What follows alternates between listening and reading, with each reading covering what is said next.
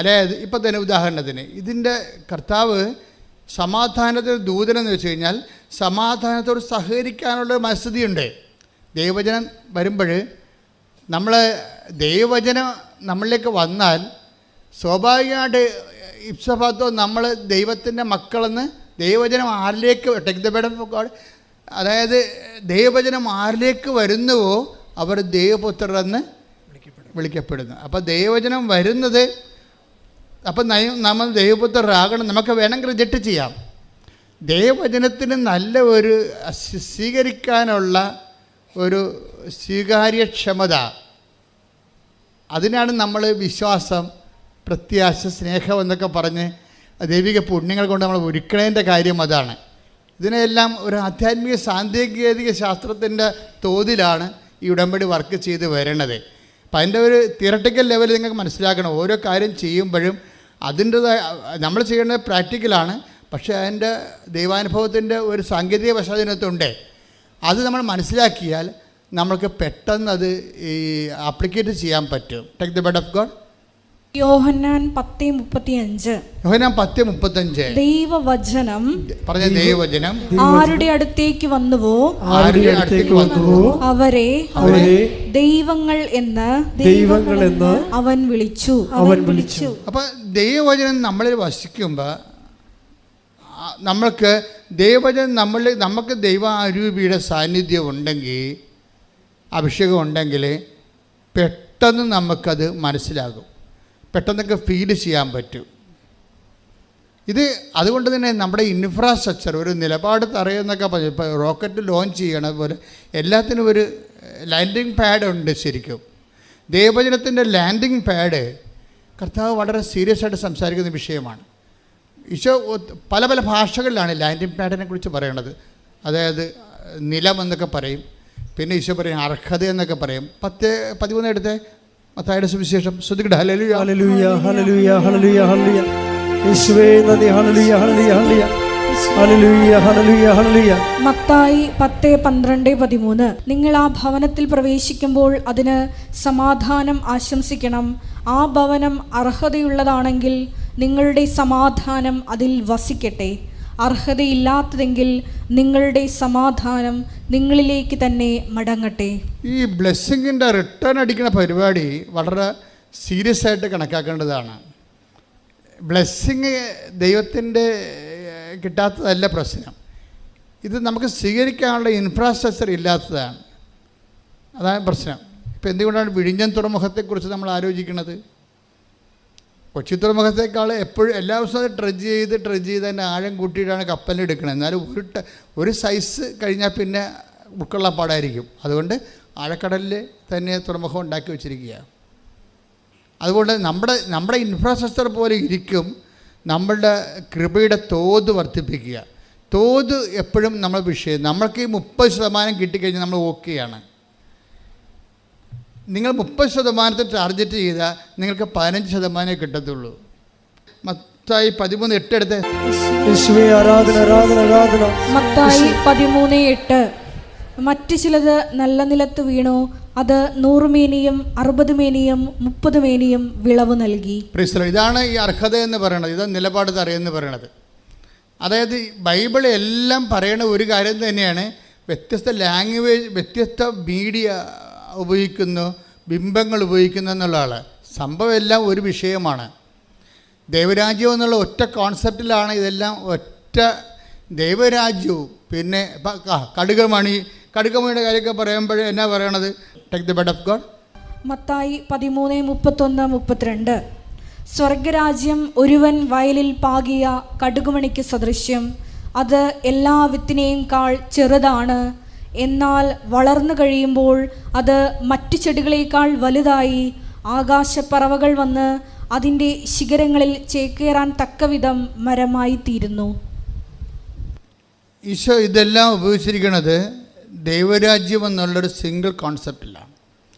നമ്മൾ ഉടമ്പടി എപ്പോഴും വരുമ്പോൾ നിങ്ങൾ ഉടമ്പടി ഫലത്തിൽ നിങ്ങൾക്ക് സാക്ഷ്യങ്ങൾ കേൾക്കുമ്പോൾ നിങ്ങൾക്ക് മനസ്സിലാകും ഉടമ്പടി പോലെ ലോകത്തിൽ ഇത്രയും ലാർജ് സ്കെയിലിൽ മനുഷ്യർക്ക് ഭൗതിക സാക്ഷ്യങ്ങൾ ഉണ്ടാക്കുന്നൊരു പ്രാർത്ഥന ഞാൻ എൻ്റെ അറിവിലില്ല. അത്രയും ഫാസ്റ്റാണിത്. തന്നെയല്ല, ഇത് ഒപ്പം മനുഷ്യനെ വചനത്തിൽ വളർത്തുന്നു. വേന പോലെ കേട്ടു അനുഗ്രഹം പ്രാപിച്ചു ഒരു അപേക്ഷ കത്തെഴുതി പോകുന്ന മിനിമം പ്രോഗ്രാമല്ല. കേട്ടവൻ പതുക്കെ പതുക്കെ സുവിശേഷം സ്വീകരിക്കുകയും സുവിശേഷത്തിൻ്റെ നടപടിക്രമം പൂർത്തിയാക്കുകയും വചനത്തെ ജീവിതത്തിൽ സ്വീകരിച്ചുകൊണ്ട് അതിന് സാക്ഷിയായി ജീവിക്കുന്ന ഒരു സമാന്തര ജീവിതമുണ്ട്. നവീനക്ക് പക്ഷേ അതുണ്ടാകത്തില്ല. അപ്പോൾ ഇത് സഭയിൽ വരുന്നിരിക്കുന്ന അവസാനത്തെ ഒരു ആപ്ലിക്കേഷൻ പ്രെയറാണ്. ഈ ആപ്ലിക്കേഷൻ പ്രെയർ ശരിക്കും പറഞ്ഞാൽ അതിൻ്റെ ഒരു പൂർണ്ണതയിലേക്ക് സഞ്ചരിച്ചുകൊണ്ടിരിക്കുന്ന ഒരു കാലഘട്ടമാണിത്. ആപ്ലിക്കേഷൻ പ്രെയറിൻ്റെ പൂർണ്ണതയിലേക്ക് സഞ്ചരിക്കുന്നതെന്ന് ഞാൻ പറഞ്ഞതിൻ്റെ കാരണം, ഇപ്പം കഴിഞ്ഞ ദിവസം സതീഷ് അങ്ങനെ ഒരു സഹോദരൻ സാക്ഷ്യം പറഞ്ഞില്ല. സതീഷിൻ്റെ സാക്ഷ്യം ഒരു 5 മിനിറ്റേ മറ്റേ ഉള്ളൂ. പക്ഷേ അവിടെ സംഭവിച്ച കാര്യങ്ങൾ ഞാൻ ഈ സതീഷിൻ്റെ സാക്ഷ്യം ഇയാൾ പറയുമ്പോൾ ഞാൻ അവിടെ നിൽക്കുന്നുണ്ട്. അപ്പോൾ അദ്ദേഹം പറയണത്, ഞാൻ സാക്ഷ്യം കൊണ്ട് കേട്ടുകൊണ്ടിരിക്കുന്ന സമയത്ത് അയാൾക്ക് വേറെ ഒരു റിലേഷനുമില്ല, ക്രിസ്ത്യാനിറ്റിയുമായിട്ട് യാതൊരു റിലേഷനുമില്ല. ഒരു കേവല മനുഷ്യനാണ്. ഈ കേവല മനുഷ്യൻ അയാളുടെ സാക്ഷ്യം, അയാളെ സുഹൃത്തുക്കൾ അയച്ചു കൊടുത്ത ഒരു സാക്ഷ്യം, അയാളുടെ ഒരു സങ്കടം കയറി. അയാൾക്കുള്ള സങ്കടം എന്ന് പറഞ്ഞാൽ ഈ ആഴ്ചയിൽ ഇവിടെ സോറിയാസിൻ്റെ ഒരു വീക്കാണ് ഈ ആഴ്ച. കാര്യം ശരീരം മുഴുവനും സോറിയാസിസ് വന്ന് പഴുത്ത് പുണ്ണായി ഈച്ച വാർത്ത് ഇങ്ങനെ നീറി വെന്ത് ഒരു ദുരന്തമായിട്ട് ജീവിക്കണ ആൾക്കാരാണ് സോറിയാസിസ്. വന്ന് നോക്കണം. അപ്പോൾ അത് ചെറിയ ചൊറിച്ചിൽ പോലും വന്നാൽ ഭയങ്കര പാടായിരിക്കും. ഇപ്പോൾ ശരീരം മുഴുവനായി വരുന്നത്. അപ്പോൾ ഈ മനുഷ്യൻ തന്നെ വെറുത്ത് പോകും. ഞാൻ എപ്പോഴും ഓർക്കും, ഈ ജോബിനൊക്കെ പഴയ നിയമത്തിൽ വന്നത് സോറിയാസിസ് ആണെന്ന് ഓർക്കും ചില സമയത്ത്. അയാളിങ്ങനെ കമ്പോടൊക്കെ കൊണ്ട് മാന്തിക്കൊണ്ടിരിക്കണില്ലേ, ശരീരം മുഴുവൻ ഇങ്ങനെയായി ഇറിറ്റേറ്റ് ചെയ്യും. അപ്പോൾ സതീഷ് ഇതായിരുന്നു സംഭവം. അപ്പോൾ ഇവൻ്റെ സങ്കടങ്ങളെല്ലാം കൂട്ടുകാരോട് പറഞ്ഞപ്പോൾ ഇവനെന്ത് ചെയ്യുന്നത്, കൂട്ടുകാരെന്ത് ചെയ്യുക, കൂട്ടുകാർ ഒരു ലിങ്ക് അയച്ചു കൊടുക്കും. നിങ്ങൾ ഓർക്കണം, നിങ്ങൾ അയക്കുന്ന ഒരു ലിങ്ക് ചിലപ്പോൾ നിങ്ങൾ അയക്കുന്ന ഒരു സാക്ഷ്യത്തിൽ ലിങ്കായിരിക്കും അത്. പക്ഷേ അതിലൂടെ ദൈവം നിങ്ങളെ ഉപകരണമാക്കിക്കൊണ്ട് ജീവിതങ്ങളെ മാറ്റിമറിക്കുന്ന മഹാകാലഘട്ടത്തിലാണ് നമ്മൾ ജീവിക്കുന്നത്. കൈയടിച്ച് സ്തുതിക്കണം. പരിശുദ്ധ പരമ ദിവ്യകാരുണ്യത്തിന്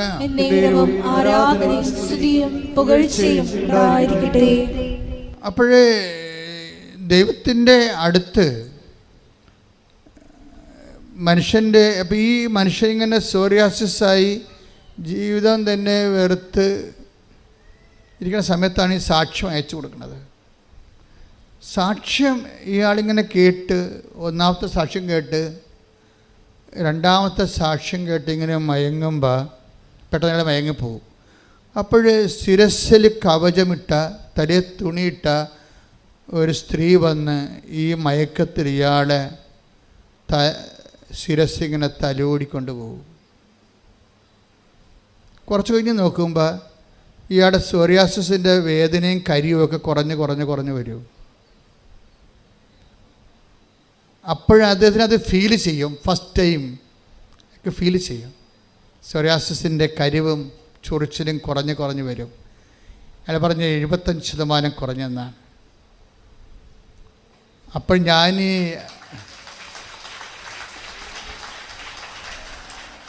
അപ്പോൾ എനിക്ക് തോന്നി ഞാൻ ഈ സാക്ഷ്യം കേട്ട സ്ഥലത്തേക്ക് ഒന്ന് ചെല്ലാമെന്ന് വിചാരിച്ചു. അപ്പം ഞാൻ പാലക്കാട് നിന്ന് ഇവിടെ വന്നപ്പോഴേക്ക് മനസ്സിലായി, എൻ്റെ അടുത്ത് വന്ന് എൻ്റെ ശിരസ് തലയോടിയ ആ തലയെ തുണിയിട്ട ആളിവിടെ ഇരിപ്പുണ്ടെന്ന്.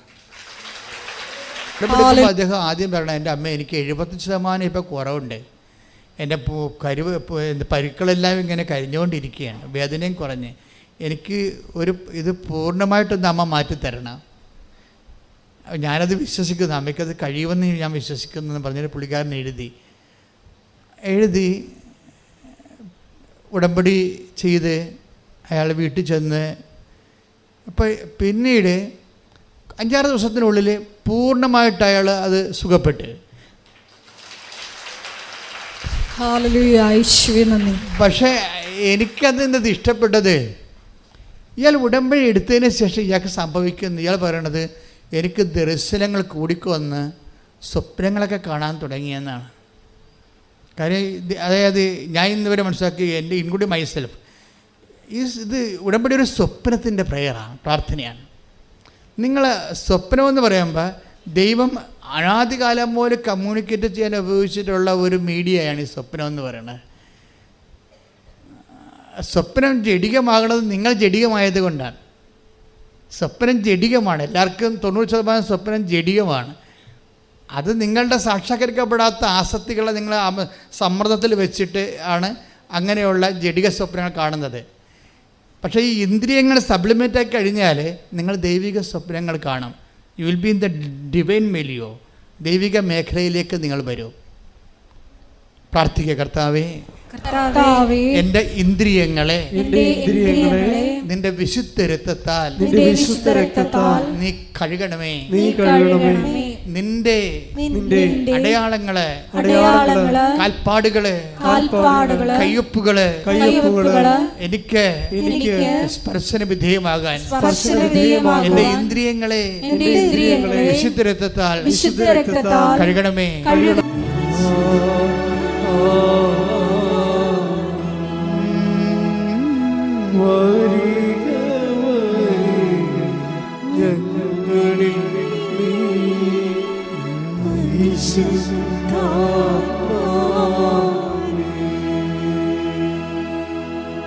എൻ്റെ പൊന്നുമക്കളെ, പരിശുദ്ധാത്മാവ് ഈസ് എ പേഴ്സൺ.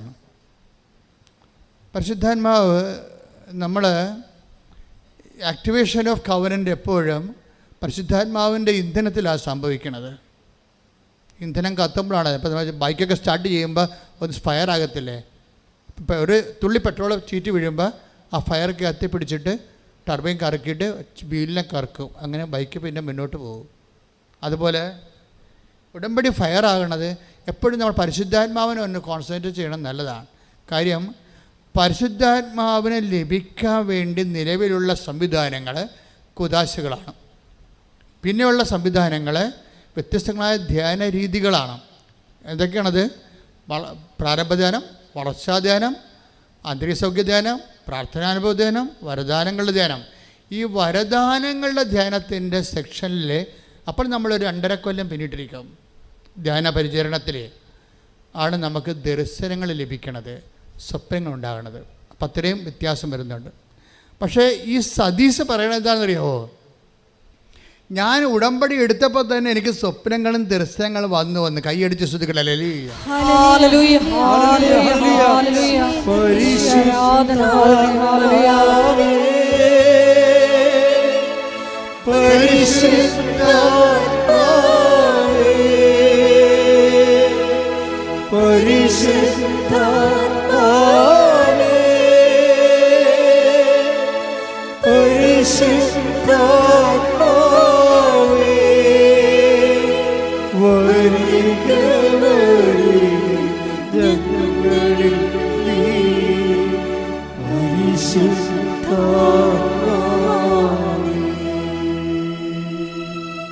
അതായത് നമ്മൾക്ക് സ്വപ്നങ്ങളും ദർശനങ്ങളും വരുമ്പോൾ അതിനർത്ഥം അതിലൊന്ന് നമ്മളെ ഈ ഇൻഫ്രാസ്ട്രക്ചർ ഓക്കെ ആയെന്നാണ് എൻ്റെ അർത്ഥം.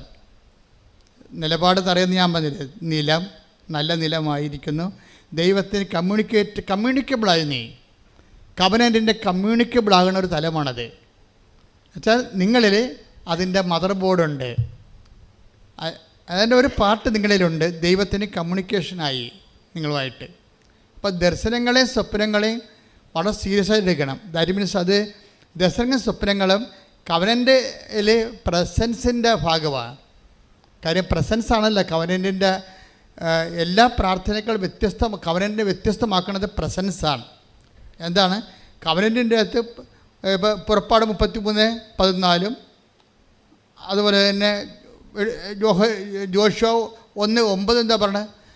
പുറപ്പാട് 33:14 പറയണത് I will come with you, ഞാൻ നിൻ്റെ കൂടെ വരും. കവനൻറ്റിലുള്ളതാണ് പ്രസൻസ്, സാന്നിധ്യം. പിന്നെ എന്താണ് ജോഷുവയിൽ എന്താ 1:9 പറയണത്? I come with you wherever you go. സാന്നിധ്യത്തിൻ്റെ വിശാലത വരണത് അങ്ങനെയാണ്.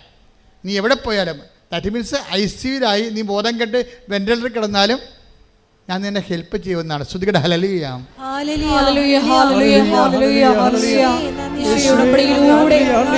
കൂടെ സഞ്ചരിക്കുന്ന അവിടുത്തെ സാന്നിധ്യത്തിന് സാമീപ്യത്തിന് നന്ദി പറയുന്നു. അതായത് അതുകൊണ്ട് തന്നെ പരിശുദ്ധാത്മാവിനെ കുറിച്ച് നീ കർത്താവിൻ്റെ വചനങ്ങളെ സന്തോഷത്തോടെ ചെയ്യാൻ തുടങ്ങുന്ന സമയമുണ്ട്. അപ്പോഴാണ് കവനൻ്റെ റൈപ്പാകുന്ന അപ്പോഴാണ്. അതൊക്കെ അത് നിങ്ങളുടെ കാലാവസ്ഥകൾ നിങ്ങൾക്കത് വിവേചിക്കണം. അതായത് കവനൻ്റെ പാകമായി ഇപ്പോൾ ഒരു പഴം നമ്മൾ ഇപ്പം മാങ്ങ, ഉണ്ണി മാങ്ങ എന്നൊക്കെ പറയും, പിഞ്ചെന്നൊക്കെ നമ്മൾ പറയും അല്ലേ. പിഞ്ച്, പിന്നെ ഉണ്ണി മാങ്ങ, പിന്നെയാണത് പഴം മാങ്ങയായിട്ടൊക്കെ വരണത് പഴുത്ത് വരുമ്പോൾ അല്ലേ. പിന്നെ ഒരു പ്രോസസ്സിങ് ഉണ്ട്. കവനൻ്റെ അതായത് ഒരു റൈപ്പാകുന്ന സംഭവമുണ്ട്. ആ സമയത്താണ് എന്താണ് നമ്മൾക്ക് സന്തോഷമുണ്ടാകും. ഇപ്പം നിങ്ങൾ പത്രം കൊടുക്കുന്നുണ്ട് ഇല്ലേ, അപ്പോൾ നിങ്ങളുടനെ അളിഞ്ഞ മോന്തമായിട്ടാണ് പലരും പോണത്. പത്രവും കഷത്ത് വെച്ച് അളിഞ്ഞ മോന്തമായിട്ട് എങ്ങനെയെങ്കിലും ആരുടെങ്കിലും പെട്ടെന്ന് കെട്ടി വെക്കണം. അതാ സംഭവം. എന്നിട്ട് ഈ കള്ളന്മാർ കക്കാമ്പോൾ ഒരു അങ്ങോട്ടും ഇങ്ങോട്ടും നോക്കി ഒരു കണ്ടാന്നൊക്കെ കള്ളന്മാർ പത്രം കൊണ്ട് പോകണ്ടേ. ഒത്തിരി പേര് കാണുമ്പോൾ അറിയാൻ പറ്റും. അവർക്ക് പേടിയാണ് ആൾക്കാരെ. ഈ പത്രം ആരെ കെട്ടി ഏൽപ്പിക്കുക, അവർ വാങ്ങിക്കുക, അവർ നമ്മളെ വഴക്കിടുക. ഇതിൻ്റെ അകത്ത് ഏറ്റവും വലിയ ടാർഗറ്റ് തന്നിരിക്കുന്നത് പ്രോജക്റ്റ് വർക്ക് പത്രമാണ് ശരിക്കും പറഞ്ഞാൽ. അതിൻ്റെ അകത്ത് രണ്ട് കാര്യങ്ങളാണ്. ഒന്ന് നിങ്ങളുടെ സ്റ്റാറ്റസ് ഡീപ്രൊമോട്ട് ചെയ്യുന്ന എൻ്റെ ഉദ്ദേശം. നിങ്ങൾക്ക് കേമന്മാരാണല്ല. 10ാം ക്ലാസ് അല്ലെങ്കിൽ ഒരു ഡിഗ്രി ഉണ്ടെങ്കിൽ അവൻ കളക്ടറാണെന്ന് പറഞ്ഞാൽ നടക്കണത്. ഇപ്പം അഹങ്കാരിക്ക് ഒരിക്കലും ദൈവത്തിന് വർക്ക് ചെയ്യാൻ പറ്റത്തില്ല. അപ്പം നിങ്ങൾ വലിയ കുടുംബക്കാരാണ്, ഞങ്ങൾ ആഭിജാത്യമുള്ളവരാണ്, ബ്ലൂ ബ്ലഡാണെന്നൊക്കെ പറഞ്ഞ് നടക്കുന്ന ആൾക്കാരില്ലേ. അപ്പോൾ ഇവർക്കൊന്നും മെയ് അനങ്ങിയിട്ട് കർത്താവിൻ്റെ ജോലി വിനയത്തോടെ എളിമയോടെ ചെയ്യാൻ പറ്റത്തില്ല. അപ്പോൾ ഇങ്ങനെയുള്ള അഭ്യാസികളെ ആദ്യം തന്നെ കൈകാര്യം ചെയ്യുന്നുണ്ട് ഉടമ്പടിയിൽ. എന്നുവെച്ചാൽ അതായത് നമ്മൾക്കുണ്ടാകുന്ന ദൈവത്തിന് പ്രവേശിക്കാൻ പറ്റാത്ത ഇടങ്ങളെ ഉടമ്പടി ആദ്യമേ തന്നെ പൊട്ടിച്ച് കളയും. എന്ത് പറയും? ആശുപത്രിയിൽ പോകണം, ഗവൺമെൻറ് ആശുപത്രി തന്നെ നോക്കി പോകണം, അല്ലാതെ പ്രൈവറ്റ് ആശുപത്രി സൂപ്പർ സ്പെഷ്യാലിറ്റി ആശുപത്രിയിൽ പോയിട്ട് AC റൂമിൽ പോയിട്ട് ആൻറ്റിനെ കണ്ടുവച്ചാൽ പോന്നിട്ട് ഞാൻ രോഗിയെ കണ്ടെന്നൊന്നും പറയരുത്. അത് നിങ്ങളുടെ പ്രൈവറ്റ് ബിസിനസ്സാണ്. പാവത്തങ്ങൾ ജീവിക്കണ ഗവൺമെൻറ് ആശുപത്രിയിൽ പോകണം. അവരവിടെ ഭക്ഷണം കഴിക്കാത്ത ഒരു ബൈസ്റ്റാൻഡേഴ്സ് കാണും. അവർക്ക് ആശുപത്രിയിൽ നിന്ന് ഭക്ഷണം രോഗികൾക്ക് കിട്ടും, ബൈസ്റ്റാൻഡറിന് കിട്ടത്തില്ല. നിങ്ങളവർക്ക് ഭക്ഷണം കൊണ്ട് കൊടുക്കണം. അപ്പോൾ അതിന് വേണ്ടി നേരത്തെ എഴുന്നേൽക്കണം. ചിലർ അമ്മയെ കൊണ്ട് ഭക്ഷണം ഉണ്ടാക്കിയിട്ട് അവിടെ കൊണ്ട് കൊടുക്കും, സ്കൂട്ടർ സൈക്കിളെ വെച്ച്. ആ അമ്മ ചമ്മന്തി അരയ്ക്കുമ്പോൾ നിങ്ങളുടെ കൂടണം. ഞാൻ യൂത്തിനോടാണ് പറയണത്. 40% യൂത്താണേ ഉടമ്പടി എടുത്തിരിക്കണത്. അപ്പോൾ അവർ നല്ല മക്കളാണ്, ബുദ്ധിയുള്ള മക്കളാണ്, കൃപയുള്ള മക്കളാണ്. പക്ഷെ അവർക്ക് കാര്യം പറഞ്ഞാൽ അവർ ഇടിയോട്ടി പറയും. അപ്പോൾ നിങ്ങളെ അമ്മ ചെയ്യുമ്പോൾ ഈ ആശുപത്രിയിൽ കൊണ്ടുപോയി ഭക്ഷണം കൊടുക്കാൻ വേണ്ടി അമ്മയാണ് ചെയ്യണമെങ്കിൽ നിങ്ങൾ അമ്മയുടെ കൂടെ കൂടി സഹായിക്കണം. അപ്പോൾ സഹായിക്കുമ്പോൾ നിങ്ങൾക്ക് അയ്യോ പഠിക്കാനുണ്ടല്ലോ പിന്നെ കൈ കൊടയരുത്, കൈ ഒടിഞ്ഞു പോകും. മറിച്ച് സന്തോഷം തോന്നണം. ആ സന്തോഷം തോന്നിയിട്ടുണ്ടെങ്കിൽ ഉടമ്പടി ക്ലിക്കായിട്ടുണ്ട്. ക്ലൈമറ്റ് എൻ്റെ ആക്ച്വൽ ക്ലൈമറ്റായി ഉടമ്പടിയുടെ കറക്റ്റ് വർക്കൗട്ട് ചെയ്യുന്ന കാലാവസ്ഥയായിരിക്കണം. ഇപ്പോൾ നാട്ടിലൊക്കെ ചെമ്മീനായി ഇവിടെ മുഴുവൻ കറി ആൾക്കാർക്ക്. നിങ്ങൾക്കുണ്ടോയെന്ന് അറിയത്തില്ല, നാട്ടിലൊക്കെ കുറേ ആൾക്കാർക്ക് ചെമ്മീൻ കിട്ടി. ഇപ്പോൾ എന്താ കാര്യം? കാലാവസ്ഥ അതാ. കുറേ ഒരു നല്ല മഴ കഴിഞ്ഞു, പുഴയിലേക്ക് വെള്ളം കയറി, കടൽ വെള്ളവും നമ്മുടെ കായലിലെ വെള്ളം കൂടി യോജിച്ചു, ചോലയുണ്ടായി. അപ്പോൾ ആ ചെമ്മീൻ പിന്നെ ഒഴുക്കിന് കടലിലേക്ക് പോയി, അതൊക്കെ വലുതായിക്കൊണ്ടിരിക്കുന്നു. അതെന്നാൽ ഇത്തരം ചെമ്മയൊക്കെ ആയുള്ളൂ, ഇനിയും വലുതാവുന്നത്. അപ്പോൾ ചെമ്മീൻ്റെ കാലാവസ്ഥയാണത്. ക്ലൈമറ്റിനും അതുപോലെ തന്നെ ഉടമ്പടിക്ക് ഒരു കാലാവസ്ഥ ഉണ്ട്. നിങ്ങൾക്ക് ഇതൊക്കെ ചെയ്യണതിന് സങ്കടം, പേടി, ഭയം, മറ്റൊരു നാട്ടുകാരെന്ത് കാണും, എന്നെക്കുറിച്ച് എന്ത് വിചാരിക്കും എന്നൊക്കെ വിചാരിച്ച് മറ്റുള്ളവരെ, ദൈവത്തെക്കാൾ നാട്ടുകാരെ ഭയം, ഇങ്ങനെയുള്ള കാലാവസ്ഥയിൽ ഉടമ്പടി വർക്കൗട്ട് ചെയ്യത്തില്ല. പിന്നെ നിങ്ങൾക്ക് എന്തെങ്കിലും കിട്ടണമെന്ന് വെച്ച് കഴിഞ്ഞാൽ അത് ശരിക്കും പറഞ്ഞാൽ സംവരണത്തിൽ തരണതാണ്.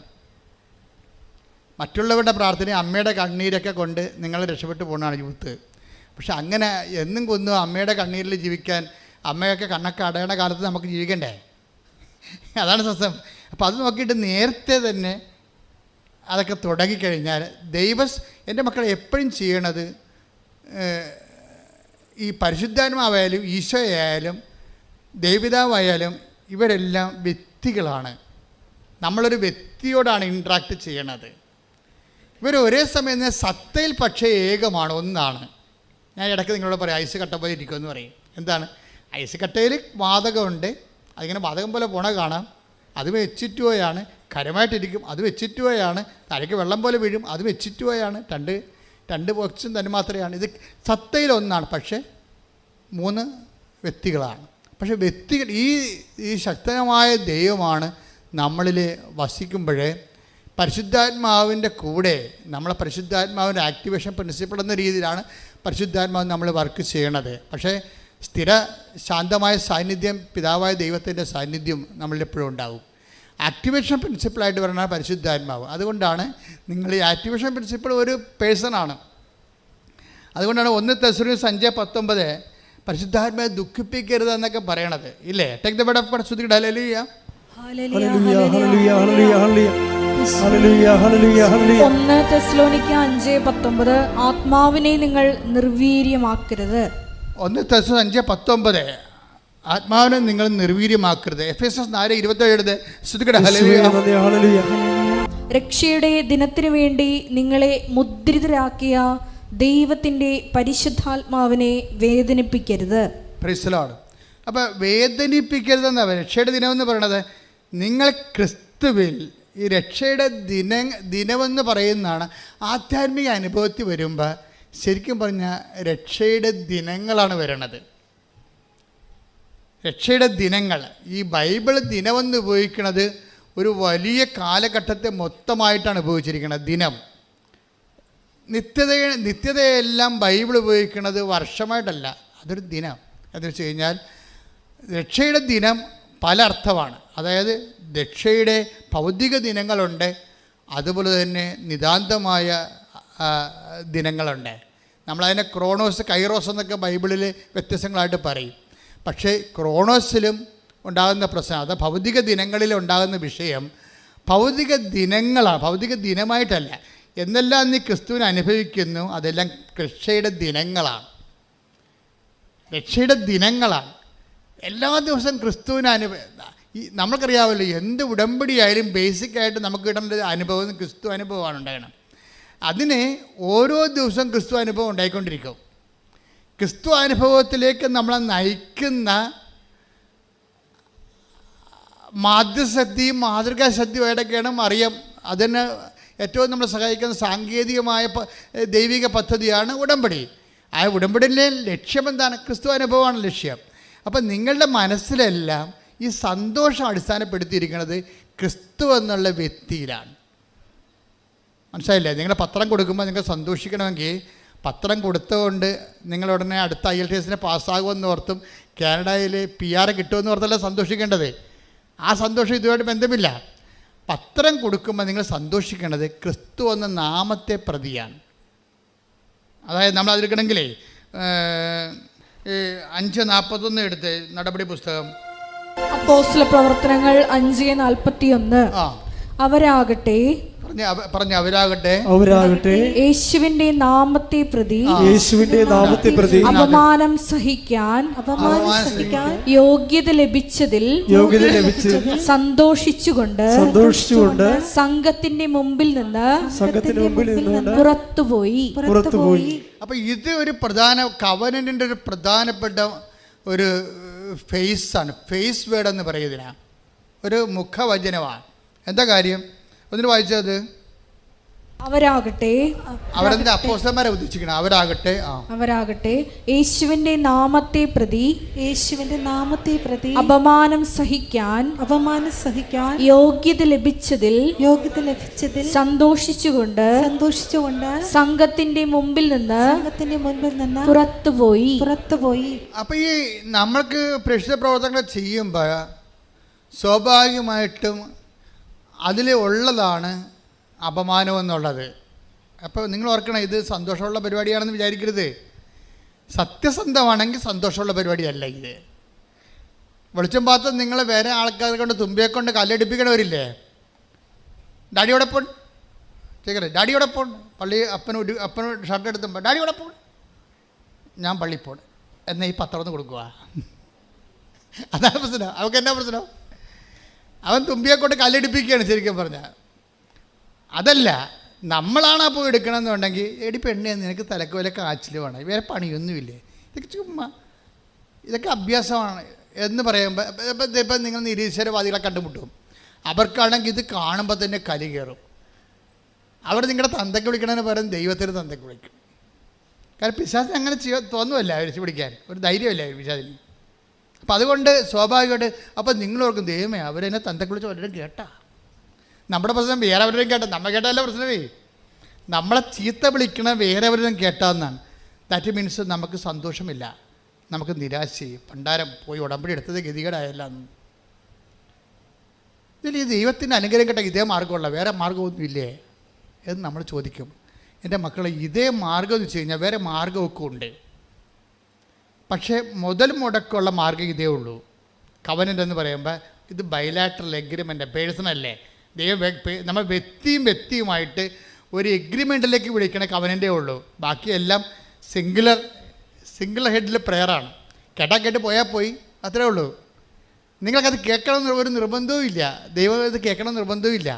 ഇതെന്ന് പറയുമ്പോൾ കവനൻ്റാണ്. ദൈവം നിങ്ങളോട് എഗ്രിമെൻ്റ് ചെയ്തിരിക്കുകയാണ്.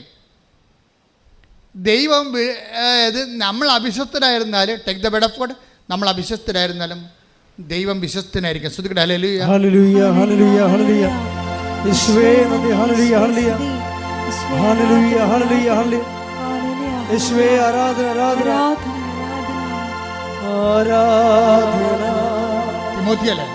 ആരാധന യേശുവേ ആരാധന.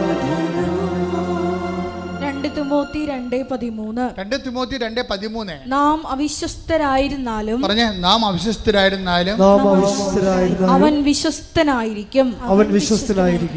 എന്തെന്നാൽ തന്നെ തന്നെ നിഷേധിക്കുക അവന് സാധ്യമല്ല. അതായത് തന്നെ തന്നെ നിഷേധിക്കാൻ നമുക്ക് സാധ്യമാണ്. അതായത് നമ്മൾ ഫ്രോഡായത് കൊണ്ടാണ്. ഫ്രോഡെന്ന് പറയുന്നതിൻ്റെ അർത്ഥം എന്താണ്? അവനവനെ തന്നെ നിഷേധിക്കുന്ന ആൾക്കാരാണ്. എന്തെല്ലാം ദൈവത്തെ പറഞ്ഞാൽ, ഇപ്പോൾ ചില ഭർത്താക്കന്മാരില്ലേ, അവരെ കുടിച്ചിട്ട് കയറി വരുമ്പോൾ ഭാര്യ ഉടനെ വിഷമെടുത്ത് കഴിക്കാൻ പോകും. ഉടനെ ഭാര്യയുടെ കൈ എടുത്തിട്ട് പറയും, കൈ എടുത്തിട്ട് അയാളുടെ തലയെ വെക്കും, അല്ലെങ്കിൽ അയാളുടെ കൈ എടുത്ത് ഭാര്യയുടെ തലയെ വെച്ച് കൊടുക്കും. എടീ നിൻ്റെ തലയെ നീയാണ് സത്യം, ഞാൻ ഇതിനെ കുടിക്കത്തില്ല. എടോ മനുഷ്യ, ഇത്രയും കുറേ നാൾ തലയെ വെച്ച് എൻ്റെ തലക്ക് തലവേദന മാറണില്ലെന്ന് പറയും. ഇപ്പോൾ തല പൊട്ടിപ്പോകാൻ പോകണമെന്ന് പറയും. എന്താണെന്ന്? അയാളത് ഫ്രോഡാണ്. അയാൾ ഈ ഭാര്യയെ തൽക്കാലം പിന്തിരിപ്പിക്കാൻ വേണ്ടി ഈ കുടിയൻ എന്ത് ചെയ്യും? അയാളുടെ കൈ എടുത്ത് ഭാര്യയുടെ തലയെ വെച്ച് കൊടുക്കും. ഭാര്യയ്ക്ക് ആ കവനൻ്റിൽ വിശ്വാസം ഇല്ല. എന്താ ഇങ്ങനെ കവനൻ്റ് പലത് കഴിഞ്ഞ് കൈയെടുത്ത് കുടിച്ചോണ്ട് വരുമ്പോൾ ഭാര്യ വിഷം എടുക്കുക, പുള്ളി കൈയെടുത്ത് തലയെ വെക്കുക. ഈ ഉടമ്പടി പല പ്രാവശ്യം നടന്നിട്ടുള്ളതാണെന്ന് പുള്ളിക്കറിയാം. ഫ്രോഡാണ്. തന്നെ അയാൾ നിഷേധിക്കും. പക്ഷേ ദൈവം അതാണ് പ്രശ്നം. ദൈവം നമ്മൾക്ക് എന്തെങ്കിലും വായിന്ന് വിട്ട വാക്ക് പഴഞ്ചാക്കെന്ന് പറഞ്ഞ പോലെ അങ്ങനെ പോകും. നമ്മൾക്ക് നമ്മുടെ വാക്കിനോട് നമ്മൾ ഒരിക്കലും ഉത്തരവാദിത്തം കാണിക്കത്തില്ല. അങ്ങനെയാണ് നമ്മൾ ദൈവത്തെ കണ്ടിരിക്കുന്നത്. അതുകൊണ്ടാണ് നിങ്ങൾ ഉഴപ്പണത്. ദൈവം അങ്ങനെ അല്ല. Take the word, read it again. ശ്രദ്ധിക്കട്ടെ. ഹല്ലേലൂയ. നാം അവിശ്വസ്തരായിരുന്നാലും, പറഞ്ഞേ, നാം അവിശ്വസ്തരായിരുന്നാലും അവൻ വിശ്വസ്തനായിരിക്കും. എന്തെന്നാൽ തന്നെ തന്നെ നിഷേധിക്കുക അവന് സാധ്യമല്ല. അപ്പൊ ദൈവം സത്യമാണെന്ന് പറയുമ്പോൾ ആ സത്യത്തിൻ്റെ ഒരു പ്രവർത്തന രീതിയാണ് തന്നെ തന്നെ നിഷേധിക്കാൻ സാധ്യമല്ല. അതുകൊണ്ട് നിങ്ങളെന്ത് ചെയ്യും? നിങ്ങളുടെ ഉടമ്പടി നിങ്ങൾ ഉഴപ്പിയാലും അത് നടക്കും. പക്ഷേ പിശാച് നിങ്ങളോട് പറയും, നിങ്ങൾ ഉടമ്പടി ഉഴപ്പിയല്ല, നീ ഇപ്പോൾ ഉടമ്പടി ഒന്നും ചെയ്യണില്ലല്ല, എന്നിട്ട് നിനക്ക് ഉദ്യോഗം കിട്ടിയല്ല, അപ്പോൾ ഉടമ്പടിയല്ല കാര്യം. അത് സ്വാഭാവിക ഉടമ്പടി ചെയ്തില്ലെങ്കിൽ കിട്ടുമായിരുന്നു, പണിയായില്ലേ? അതായത് നിങ്ങളെ ഒതക്കുന്ന ഓരോ ഒതപ്പിലും പിശാച് ലീഡ് ചെയ്തുകൊണ്ടിരിക്കും. അത് ഈ കള്ളക്കളികൾ മനസ്സിലാക്കണം നിങ്ങൾ. എന്തുകൊണ്ടാണ് നിങ്ങളെ ഉതപ്പ്? നിങ്ങൾ കുറച്ച് കഴിയുമ്പോൾ ഉടമ്പടി നിങ്ങൾ മനഃപൂർവ്വം ഉഴപ്പണമെന്ന് ഞാൻ പറയത്തില്ല. നിങ്ങളുടെ ഒരു സാഹചര്യം വരുമ്പോൾ നിങ്ങൾ അത്രയും സീരിയസ് ടൈപ്പ് പേഴ്സൺ അല്ലെന്നുണ്ടെങ്കിൽ ഏതെങ്കിലും ഒരു കല്യാണത്തിൽ പോയി അളിയന്മാർ 3 പേരും കൂടി ഇരിക്കുമ്പോൾ പറയും, എൻ്റെ അളിയ നമ്മ കണ്ടിട്ട് എത്ര നാളായി. അപ്പോൾ പറയും, നീ മസ്കറ്റിലല്ലേ? നീ എത്ര കാലമായി? ഞാൻ 12 കൊല്ലം. നീ എത്ര കാലം? ഞാൻ 7 കൊല്ലം. ഈ 7 കൊല്ലം 12 കൊല്ലം പറയുന്നതിനാണെന്ന് പറയാം, വെള്ളം അടിക്കാനാണേ. അതിൻ്റെ ഈ 7 കൊല്ലവും 12 കൊല്ലത്തിൻ്റെ ഇവനെ അടുത്ത് വീണ് പോകും. ശരിയാണ്, അളിയെ കണ്ടിട്ട് 16 കൊല്ലമായി, 12 കൊല്ലമായി, 7 കൊല്ലമായി, ഇനി എപ്പോൾ കാണാനാണ്, മനുഷ്യന്മാരല്ലേ, ഇന്ന് കാണുന്നത് നാളെ കാണുന്നില്ല എന്ന് പറഞ്ഞുകൊണ്ട് അവരോരോ സെൻറ്റിമെൻ്റ് അടിക്കുമ്പോൾ ഇവനും കുടിക്കും. അതുകൊണ്ട് ഈ പാപ്പടം വീണ് പോകും. പാപ്പടം വീണ് പോകുന്ന പാപ്പടനെ തന്നെ മനസ്സിലാക്കാൻ വേണ്ടിയും വീഴാനൊരവസരം തരികയാണ്. വീഴാനും ഒരു അവസരമാണത്, ദൈവം തന്നെ വീഴിക്കാൻ അനുവദിക്കും. എന്നിട്ടപ്പോൾ നിനക്ക് കുറച്ച് കഴിയുമ്പോൾ നിനക്ക് അയ്യോ എൻ്റെ മാതാവേ, എൻ്റെ കടങ്ങളെ, എൻ്റെ രോഗമേ, ഞാൻ ഉടമ്പടി ചെയ്താണല്ലോ, ഞാൻ തെറ്റിപ്പോയില്ല എന്ന് നിനക്ക് സങ്കടം വരും. സങ്കടം വരെ കുഴപ്പമില്ല, അതിൽ ദൈവസ്നേഹം ഉണ്ടാകണം. നിനക്ക് ദൈവസ്നേഹമല്ല, അയ്യോ ഞാൻ ഉടമ്പടി തെറ്റിപ്പോയില്ല, ഇതിൻ്റെ കടവടക്കാൻ. നിങ്ങൾക്ക് വിഷയസ്നേഹമാണുള്ളത്. നിങ്ങൾക്ക് ദുഃഖമുണ്ട്, ഉടമ്പടി വീഴുമ്പോൾ നിങ്ങൾക്ക് ദുഃഖമുണ്ട്. പക്ഷെ ആ ദുഃഖം ദൈവഹിതപ്രകാരമല്ല. ഈ ദുഃഖത്തിൻ്റെ പ്രശ്നം ദൈവഹിതപ്രകാരമുള്ള ദുഃഖം ഉണ്ടാവും, ഭൗതിക ദുഃഖം ഉണ്ടാവും. Take the word of God, ദൈവഹിതപ്രകാരമുള്ള ദുഃഖം. ശ്രുതിക്കട്ടെ ഹല്ലേലൂയ ഹല്ലേലൂയ ഹല്ലേലൂയ ഹല്ലേലൂയ. യേശുവേ നന്ദി. ഹല്ലേലൂയ ഹല്ലേലൂയ ഹല്ലേലൂയ ഹല്ലേലൂയ ഹല്ലേലൂയ ഹല്ലേലൂയ. യേശുവേ സ്തുതി. Hallelujah hallelujah. 2 കൊരിന്തോസ് 7:10. 2 കൊരിന്തോസ് 7:10.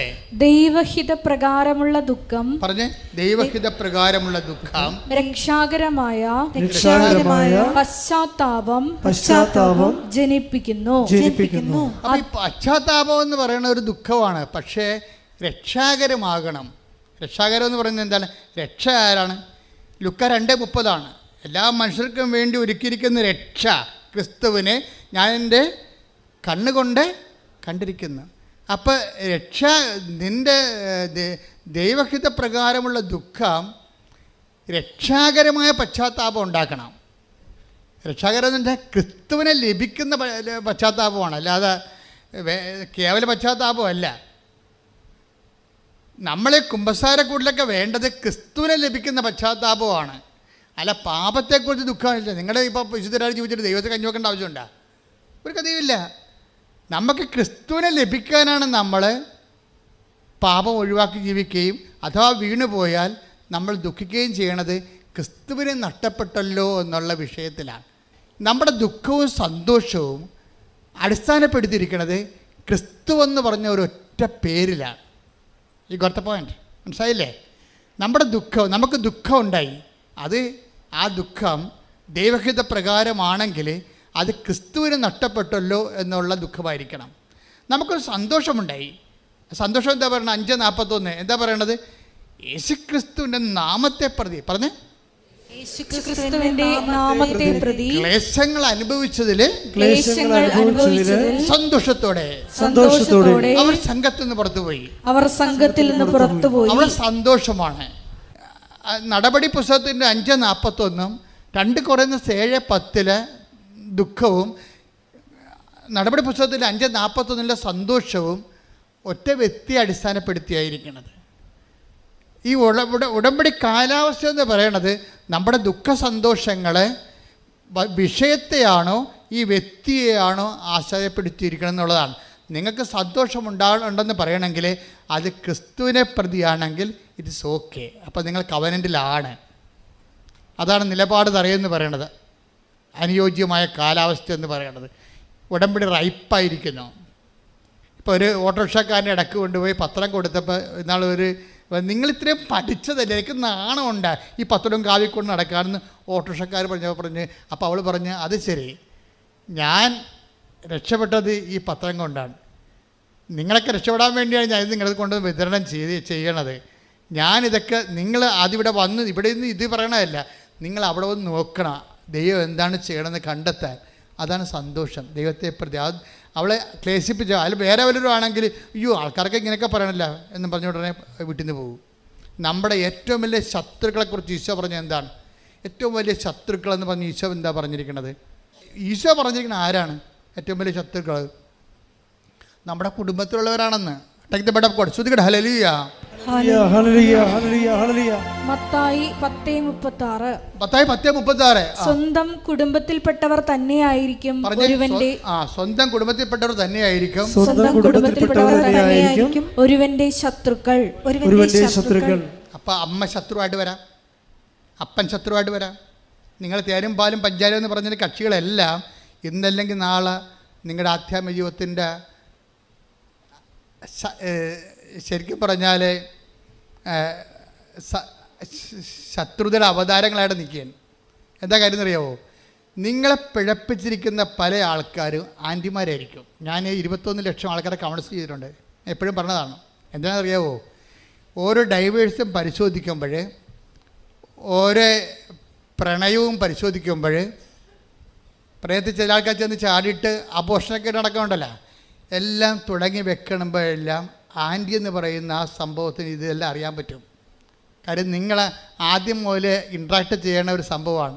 അമ്മയല്ല, ആൻറ്റി. ആൻറ്റി വലിയൊരു അവതാരമാണ്. മിക്കവാറും നരകത്തിൽ ചെല്ലുമ്പോൾ ആൻറ്റിമാരായിരിക്കും കൂടുതൽ. അതെന്താ കാര്യം വെച്ച് കഴിഞ്ഞാൽ, ഈ കുഞ്ഞിനെ വഴിപഴപ്പിച്ചതിൽ ആൻറ്റിയുടെ റോളെന്ന് പറയുന്നത് ചെറിയ റോളൊന്നുമല്ല. കാര്യം ഈ കൊച്ചെന്ന് പറഞ്ഞാൽ അവൾ എന്ത് ചെയ്താലും പക്ഷേ വീട്ടിൽ വളയ്ക്കണ കാരണം ആൻറ്റി ഒരു സാന്ത്വനത്തിൻ്റെ ആളായ കാരണം അവിടെ എന്ന് പറയും.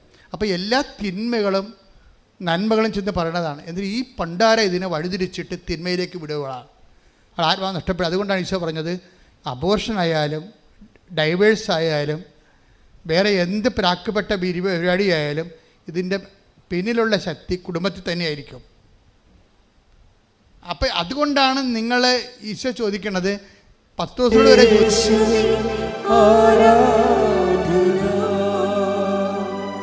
യോഹന്നാൻ 21:15. അവരുടെ പ്രാതൽ കഴിഞ്ഞപ്പോൾ യേശു ശിമയോൻ പത്രോസിനോട് ചോദിച്ചു, യോഹന്നാന്റെ പുത്രനായ ശിമയോനെ, നീ ഇവരേക്കാൾ അധികമായി എന്നെ സ്നേഹിക്കുന്നുവോ? അവൻ പറഞ്ഞു, ഉവ്വ് കർത്താവേ, ഞാൻ നിന്നെ സ്നേഹിക്കുന്നുവെന്ന് നീ അറിയുന്നുവല്ലോ. അതായത് യേശുവിൻ്റെ അതായത് സഭയുടെ തലയോടാണ് ഈ ചോദ്യം ചോദിച്ചിരിക്കുന്നത്. സഭയുടെ തലയോട് ചോദിച്ചിരിക്കുകയാണ്. എന്ന് വെച്ചാൽ അംഗങ്ങളോട് ചോദിച്ച ചോദ്യമാണത്. സഭയുടെ ഭൗതിക തലവൻ പത്രോസാണ്.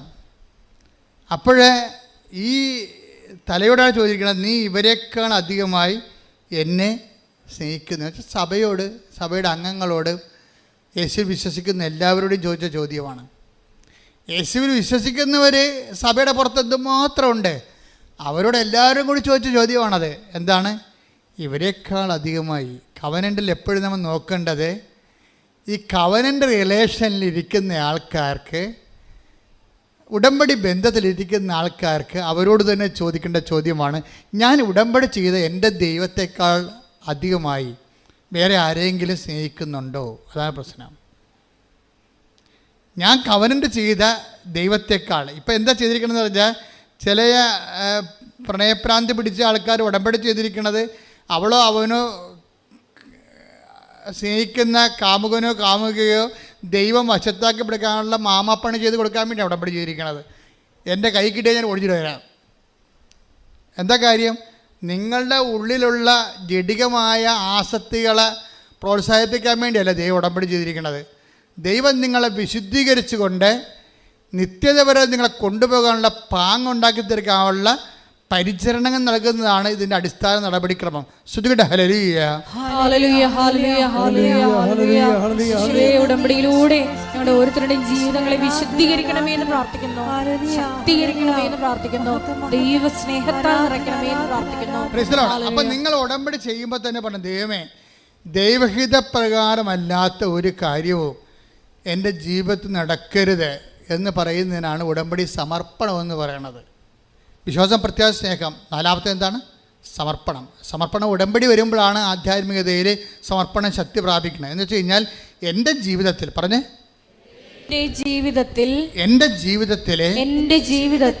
ദൈവത്തിന്റെ ഇഷ്ടമല്ലാത്ത ഒരു കാര്യവും സംഭവിക്കാതിരിക്കാൻ ഞാൻ സമ്പൂർണ്ണമായി പരമ ദിവ്യകാരുണ്യത്തിന്. ഇപ്പൊ നമ്മൾ സതീശന്റെ സാക്ഷ്യത്തിലേക്ക് തിരിച്ചു വരുമ്പോഴേ, അത് സതീശന്റെ ആധ്യാത്മിക അനുഭവങ്ങളുടെ പരിണാമങ്ങളെ നമ്മൾ അതിൻ്റെ പരിച്ഛേദങ്ങൾ നോക്കുമ്പോൾ നമുക്ക് മനസ്സിലാകുന്ന ഒരു സത്യം എന്താ അറിയാവോ? ഈ മനുഷ്യൻ സത്യസന്ധമായിട്ട് ഇൻവെസ്റ്റ് ചെയ്തിരിക്കണത് സത്യസന്ധമായിട്ടാണ്. അല്ലാതെ ഉടമ്പടിയുടെ ഉപ്പ് നോക്കാൻ വന്നിരിക്കുന്ന ആളല്ല. എനിക്ക് അടയാളം കിട്ടട്ടെ, എന്നിട്ട് ഞാൻ വിശ്വസിക്കാം, എന്നിട്ട് ഞാൻ പത്രം കൊടുക്കാം എന്നൊക്കെ പറഞ്ഞിട്ട് ദൈവമായിട്ട് ഒരു കച്ചവട ബന്ധമില്ലേ? അങ്ങനെയുള്ള ഒരു മണ്ടത്തരം നീളെ കാണിച്ചില്ലേ? ഇയാൾ കറക്റ്റാണ്. ആളെ കറക്റ്റായത് കൊണ്ട് തന്നെ ദൈവം ടൈം ഷോട്ട് ചെയ്തിരിക്കുകയാണ്. ഈ ഉടമ്പടിയുടെ ടൈം ഷോട്ടിങ് നമ്മളുടെ ആത്മാർത്ഥതയും തമ്മിൽ കുറേ ബന്ധമുണ്ടേ.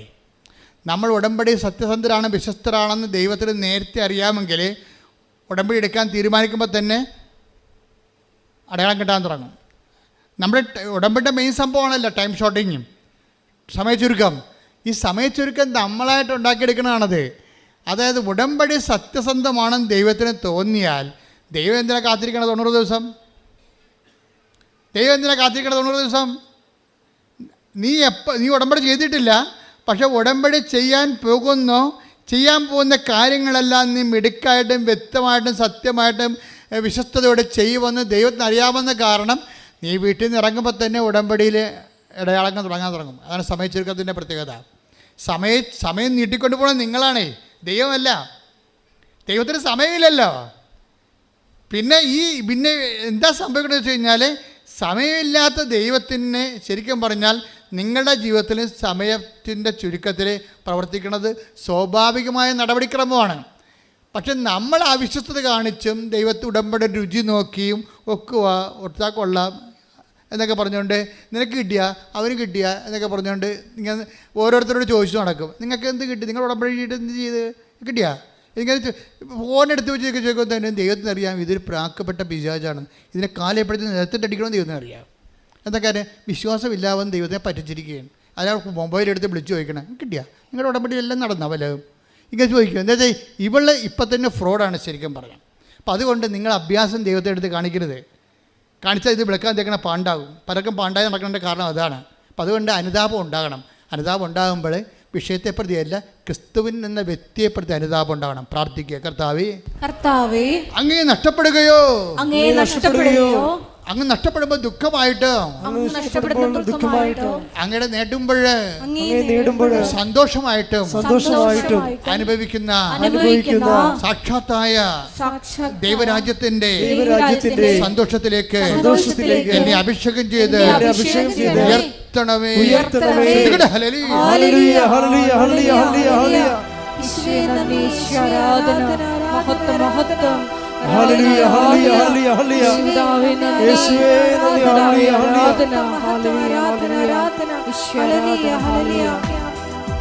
കാരണം സമയച്ചുരുക്കമാണ് സംഭവിക്കുന്നത്. പെടാൻ പെട്ടെന്ന് ആളെ ഹീലായത് കൊണ്ട് അത് ഭൗതികമായൊരു കാര്യമാണ്. അയാളുടെ ജീവിതത്തിൽ 2.5 വർഷങ്ങളായിട്ട് അല്ല പറഞ്ഞാൽ 18 വർഷമായിട്ടെന്ന് പറഞ്ഞു ഇത്രയും ഈ രോഗം കൊണ്ട് നടക്കണത്. അയാൾ ഹീലായതല്ല പ്രശ്നം. അയാളോട് പരിശുദ്ധാത്മാ പറഞ്ഞു നിങ്ങൾ ക്രിസ്തുവിൻ്റെ പാർട്ടാകണമെന്ന് പറഞ്ഞു. അല്ല അച്ഛനും കപ്പേരും പള്ളിയൊന്നും അല്ല പറഞ്ഞിരിക്കുന്നത് സതീശനോട്. ആരാ പറഞ്ഞത്? പരിശുദ്ധാത്മാവ് പറഞ്ഞു. അതാണ് അയാൾ പറഞ്ഞത്. പരിശുദ്ധാത്മാവിൻ്റെ ദർശനങ്ങൾ ഇല്ലേ അയാൾ കണ്ട്, ദർശനം കിട്ടിയേക്ക് അയാൾ സ്വപ്നങ്ങൾ കണ്ടു. അപ്പം എൻ്റെ പരിശുദ്ധമായ നിറഞ്ഞ് വസിച്ചു എന്നയാൾ പറയണത്. അത് പരിശുദ്ധാത്മാവിനുണ്ടാകുന്ന പ്രശ്നം ഈ പരിശുദ്ധാത്മാവിൻ്റെ കൂടി പ്രവർത്തനമാണ്. ഇപ്പം നമ്മൾ നടപടി പുസ്തകം 2:17 എടുത്ത് ശ്രദ്ധിക്കട്ടെ. ഹല്ലേലൂയ ഹല്ലേലൂയ ഹല്ലേലൂയ ഹല്ലേലൂയ യേശുവേ നന്ദി. ഹല്ലേലൂയ ഹല്ലേലൂയ. നടപടി 2:17 ദൈവം അരുളി ചെയ്യുന്നു. പറഞ്ഞേ, ദൈവം അരുളി ചെയ്യുന്നു. അവസാന ദിവസങ്ങളിൽ എല്ലാ മനുഷ്യരുടെയും മേൽ എന്റെ ആത്മാവിനെ ഞാൻ വർഷിക്കും. നിങ്ങളുടെ പുത്രന്മാരും പുത്രിമാരും പ്രവചിക്കും. നിങ്ങളുടെ യുവാക്കൾക്ക് ദർശനങ്ങൾ ഉണ്ടാകും. നിങ്ങളുടെ വൃദ്ധന്മാർ സ്വപ്നങ്ങൾ കാണും. അത് ഈ ടൈം ഷോട്ടിങ് വരുന്ന സംഭവമാണത്. വൃദ്ധന്മാരെന്ന് പറയുമ്പോൾ എങ്ങനെയായാലും ഒരു 10-70 വയസ്സും കൂടെ അല്ലേ. അവരെന്താ കാണുന്നത്? 17 വയസ്സുകാരുടെ സ്വപ്നങ്ങൾ കാണുമെന്ന്. ജീവിതം അവർക്ക് റിജുവിനേറ്റായി കിട്ടും. കിട്ടും. യുവാക്കന്മാർക്ക് എന്താ സംഭവം? നമ്മൾ പക്വതയില്ലെന്ന് പറയും. അവരെന്താ കാണുന്നത്? ദർശനങ്ങളാണ് കാണുന്നത്. അവർക്ക് പക്വതയും. ഈ ഒരാളിന് ആ പരിശുദ്ധാത്മ വരുമ്പോഴേ അത് ഒരു മനുഷ്യനുണ്ടാകുന്ന മാറ്റങ്ങളാണേ. അതായത് അതുപോലെ ഒരു മാറ്റം ഈ മനുഷ്യനും ഉണ്ടായി. ഈ മനുഷ്യനോട് പരിശുദ്ധാത്മാ പറയും നിങ്ങൾ ക്രിസ്തുവിൻ്റെ പാർട്ടാകാൻ പറയും. അപ്പോൾ ക്രിസ്തുവിൻ്റെ പാർട്ടാകാനെന്ന് ഇയാൾക്ക് അറിയത്തില്ല. ഇയാളുടെ ക്രിസ്ത്യനല്ല ശരിക്കും പറഞ്ഞാൽ. ബൈബർത്ത് ക്രിസ്ത്യനല്ല, ലൈഫിൽ അയാൾ ക്രിസ്ത്യനല്ല. പക്ഷേ ഇയാൾ ഇങ്ങനെ ഇവരും ദൈവമായിട്ട് സ്വകാര്യ ബന്ധമാണ്. നിങ്ങൾ ദൈവമായിട്ടൊരു സ്വകാര്യ ബന്ധം ഉണ്ടാകണമെങ്കിൽ സഭ ഒരു പ്രഖ്യാപിത ഘടകമല്ല ശരിക്കും. ഞങ്ങൾക്കൊക്കെയാണ്, ഞങ്ങൾ സഭ ജനിച്ച ആൾക്കാരാണ്. അത് ജയിക്കാനുള്ള ഭാഗ്യം കിട്ടിയ ആണ്. ഞങ്ങൾ അല്പം തെറ്റിയ ദൈവം വലിയ കൃപയാണ് നഷ്ടപ്പെടുത്താൻ പോണേ നമ്മൾ. കാര്യം എന്താ, നിങ്ങളെ അത്രയും വില കൊടുക്കുന്ന അത്രയും ഞങ്ങളൊന്നും വില കൊടുത്തിട്ടില്ല. ഓട്ടോമാറ്റിക്കലായിട്ട് വരുന്ന അതുകൊണ്ട് തന്നെ ഈ ഉടമ്പടി വരുന്ന നോക്കുമ്പോൾ ആ സാക്ഷ്യങ്ങളുടെ ലെവൽ നോക്കിയാൽ മനസ്സിലാകും. ഇപ്പോൾ ഒരു നോൺ ക്രിസ്ത്യൻ ഉടമ്പടി എടുത്തു കഴിഞ്ഞാൽ, നോൺ ക്രിസ്ത്യൻ എന്ന് പറഞ്ഞാൽ സാങ്കേതികമായിട്ട് അവരാ ഉടമ്പടി കർശനവും കൃത്യമായിട്ട് ചെയ്യും, അല്ലേ? എല്ലാ കാര്യവും കൃത്യമായിട്ട് ചെയ്യും. അവർക്ക് ചോറൊക്കെ എടുത്ത് ഇത്ര കിലോമീറ്റർ അകലെ കൊണ്ടുപോയി കൊടുക്കും. രോഗികളെല്ലാം കണ്ട് അവരെ സഹായിക്കും. നിങ്ങൾ രോഗികളെയൊക്കെ കാണുമ്പോഴും അല്ല, ചില രോഗികൾക്ക് ചില ആൾക്കാർ കൂട്ടു നിൽക്കാനൊക്കെ പോകത്തില്ല. ഇപ്പോഴത്തെ മെയിൻ സംഭവം എന്താണ്? കൂട്ടു നിൽക്കാൻ ആരും ഇല്ലാത്തതുകൊണ്ടല്ലേ കൂട്ടിയിട്ട് ഭരിക്കണം ആൾക്കാർ. കൂട്ടു നിൽക്കാൻ ആരുമില്ല, അതുകൊണ്ട് എല്ലാവരെയും കൂട്ടിയിട്ടിട്ട് ഒരാളെ ഏൽപ്പിക്കും. അതല്ലേ ഇപ്പോൾ ലോകത്ത് ഇത് കഴിഞ്ഞപ്പോൾ നമ്മുടെ നേഴ്സുമാരൊക്കെ കയറിപ്പോണത് എന്താണ്? ചിലൊക്കെ സീനിയർ സിറ്റിസൻസിനെ നോക്കുകയാണ്. എന്താണ്? കൂട്ടു നിൽക്കാൻ ആരുമില്ല.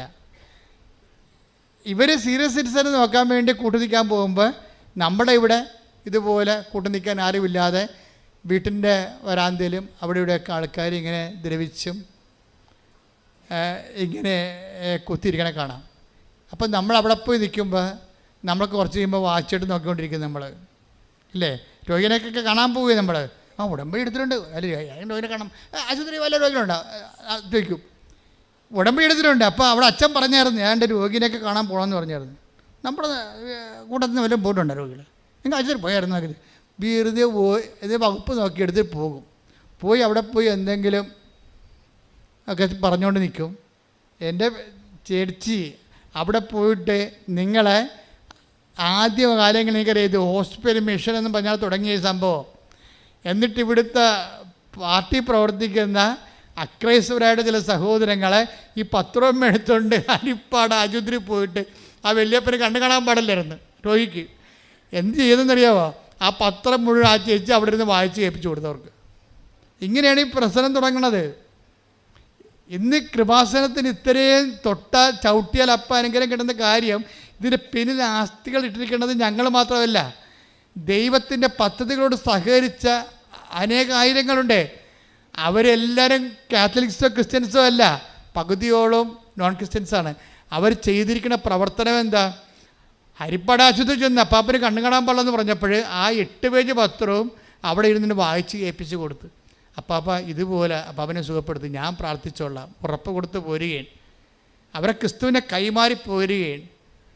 അപ്പോഴാണ് അതാണ് ഈ യുവാക്കന്മാരൊക്കെ ദർശനങ്ങൾ കാണുമെന്ന് പറഞ്ഞ ആധ്യാത്മിക പക്വതയിലേക്ക് ഈ മനുഷ്യൻ കൈമാറ്റക്കാരിയായി മാറുകയാണ്.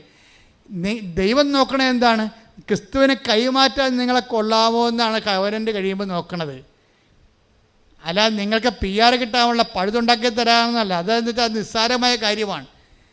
കൃപാസനത്തിൻ്റെ സാക്ഷ്യങ്ങൾ 10,000 കിടക്കുന്നത്. ജപ്തി ആയാലും അതുപോലെ തന്നെ മാറാരോഗമായാലും 4th സ്റ്റേജ് ആയാലും എത്ര സാക്ഷ്യങ്ങൾ നിങ്ങൾക്ക് വേണം? ഇപ്പം ഇന്നലെ ഒരു സാക്ഷ്യം കിട്ടി, വയറിനകത്ത് മുഴ വന്ന് ക്യാൻസർ ആയിരിക്കണേ, അപ്പോൾ അത് ഓപ്പറേഷനാണ്. ഞാൻ പറഞ്ഞു മോളെ അത് ചുരുങ്ങിപ്പോകുമെന്ന് പറഞ്ഞ്. എന്നിട്ട് ഞാൻ തിരിഞ്ഞ് മാതാവിനോട് പറഞ്ഞു, ഓപ്പറേഷനുള്ള ബോഡിയൊന്നും അവിടെ ഇല്ല, അത് ചുരുക്കിപ്പോകുമെന്ന് ഞാൻ പറഞ്ഞിട്ടുണ്ടെന്ന് പറഞ്ഞ്. നിന്നോട് ചോദിക്കാതെയാണ് പറഞ്ഞത്, ഇപ്പം നിന്നോട് പറഞ്ഞിരിക്കണമെന്ന് പറഞ്ഞ് അവസാനം ചുരുങ്ങിപ്പോയി. അതെന്ന് പറയണത് ദൈവത്തിൻ്റെ സ്നേഹത്തിൽ വിശ്വസിച്ചുകൊണ്ട് ഉള്ളൊരു കമ്മ്യൂണിക്കേഷനാണത്. അവർ ചുരുക്കി വിടണം, അല്ലാതെ അവർക്ക് വേറെ അവിടെ നിൽക്കാൻ ബൈസ്റ്റാൻഡർ പോലും ഇല്ലാത്ത ആളാണ്. അവർക്ക് എന്തെങ്കിലും വന്നു പോയാൽ ഒരു കപ്പ് വെള്ളം കൊണ്ടുവന്ന് കൊടുക്കാൻ ആരും ഇല്ലാത്തവരാണ്. അപ്പം അത് മനസ്സിലാക്കി കഴിയുമ്പോൾ പിന്നെ ദൈവം മാത്രമേ അവർക്കുള്ളൂ. ഞാനത്രേ അമ്മയെ പറഞ്ഞിട്ടുള്ളൂ, ദൈവം മാത്രമേ അവർക്കുള്ളെന്നേ പറഞ്ഞിട്ടുള്ളൂ, വേറെ ഒന്നും പറഞ്ഞിട്ടില്ല. അതുകൊണ്ടാണ് അത് ചുരുങ്ങിപ്പോകുമെന്ന് പറഞ്ഞേക്കണത്. ദൈവം മാത്രമേ ഉള്ളൂ അവർക്ക്. അപ്പോൾ ഇതെന്ന് പറയണത് ഒരു ദൈവത്തിനെ അനുസരിച്ചുകൊണ്ട്, ദൈവത്തിനെ സ്നേഹിച്ചുകൊണ്ട് മനുഷ്യൻ്റെ സങ്കടങ്ങളിൽ പങ്കെടുക്കണം. നിങ്ങൾ ആശുപത്രിയിൽ പോയി നിൽക്കുമ്പോൾ എന്താ ചെയ്യണം? നിങ്ങൾ ആശുപത്രിയിൽ പോയി സന്ദർശനമല്ല ഇത്, മറിച്ച് പങ്കെടുക്കലാണ്. ബൈബിൾ അങ്ങനെയാണ് പറയണത്. കൊളോസ്യസ് 1:11 എടുത്തേ, ശ്രുതികട. പ്രകാശത്തിൽ വിശുദ്ധരോടൊപ്പം പങ്കുചേരാനുള്ള അവകാശത്തിന് നമ്മെ യോഗ്യരാക്കിയ പിതാവിന് കൃതജ്ഞതയർപ്പിക്കുവിൻ. ഈ നിത്യമഹത്വത്തിന് കാരണമാക്കുന്ന കാര്യങ്ങൾ എന്താണെന്നറിയാവോ? ഭൂമിയിലുള്ള സഹനങ്ങളിൽ സഹിക്കുന്നവരുടെ സഹനങ്ങളോട് നമ്മളെടുക്കുന്ന പങ്കാളിത്തമാണ്. ഈ പങ്കാളിത്തത്തെക്കുറിച്ച് എന്താ പറയണത്? 1:11 പറഞ്ഞ്, സന്തോഷത്തോടെ എല്ലാം സഹിക്കുന്നതിനും ക്ഷമിക്കുന്നതിനും അവിടുത്തെ മഹത്വത്തിന്റെ പ്രാഭവത്തിനനുസൃതമായി സർവശക്തിയിലും നിങ്ങൾ ബലം പ്രാപിക്കട്ടെ. അപ്പൊ സഹന ഇവിടെ ഒരു വിഷയം വെച്ചാല്, നിങ്ങൾക്ക് സഹനം ഉണ്ടെങ്കിൽ, ഇപ്പം ഒരു ബൈസ്റ്റാൻഡർ, അതാണ് ഞാൻ പറഞ്ഞതിൻ്റെ കാരണം. ഒരു ബൈസ്റ്റാൻഡർ ഉടനെ അവർ കുറച്ച് കഴിയുമ്പോൾ ഒരു രോഗിയുടെ പോയി നിൽക്കണേ, അപ്പൻ്റെ കൂടെ നിന്നാലും അമ്മയുടെ കൂടെ നിന്നാലും ഈ അമ്മ മകളോട് പറയും, മകളെ കുഞ്ഞുങ്ങൾ വരാൻ സമയമായില്ല, നീ പോയിക്കോ എന്ന് പറയും. എന്താണെന്നറിയാം? എന്തുകൊണ്ട് അമ്മ ആശുപത്രി കിടക്കണം, അമ്മ എടുത്ത് മകൾ കാണാൻ വേണ്ടി പോയി നിൽക്കുകയാണ്. അപ്പം അമ്മ മകളോട് പറയണതാണ്, എന്താണ് പറയുന്നത്? മകളെ കുഞ്ഞുങ്ങൾ വരാൻ സമയമായില്ല, നീ പോണില്ലേ? എന്താ കാര്യം?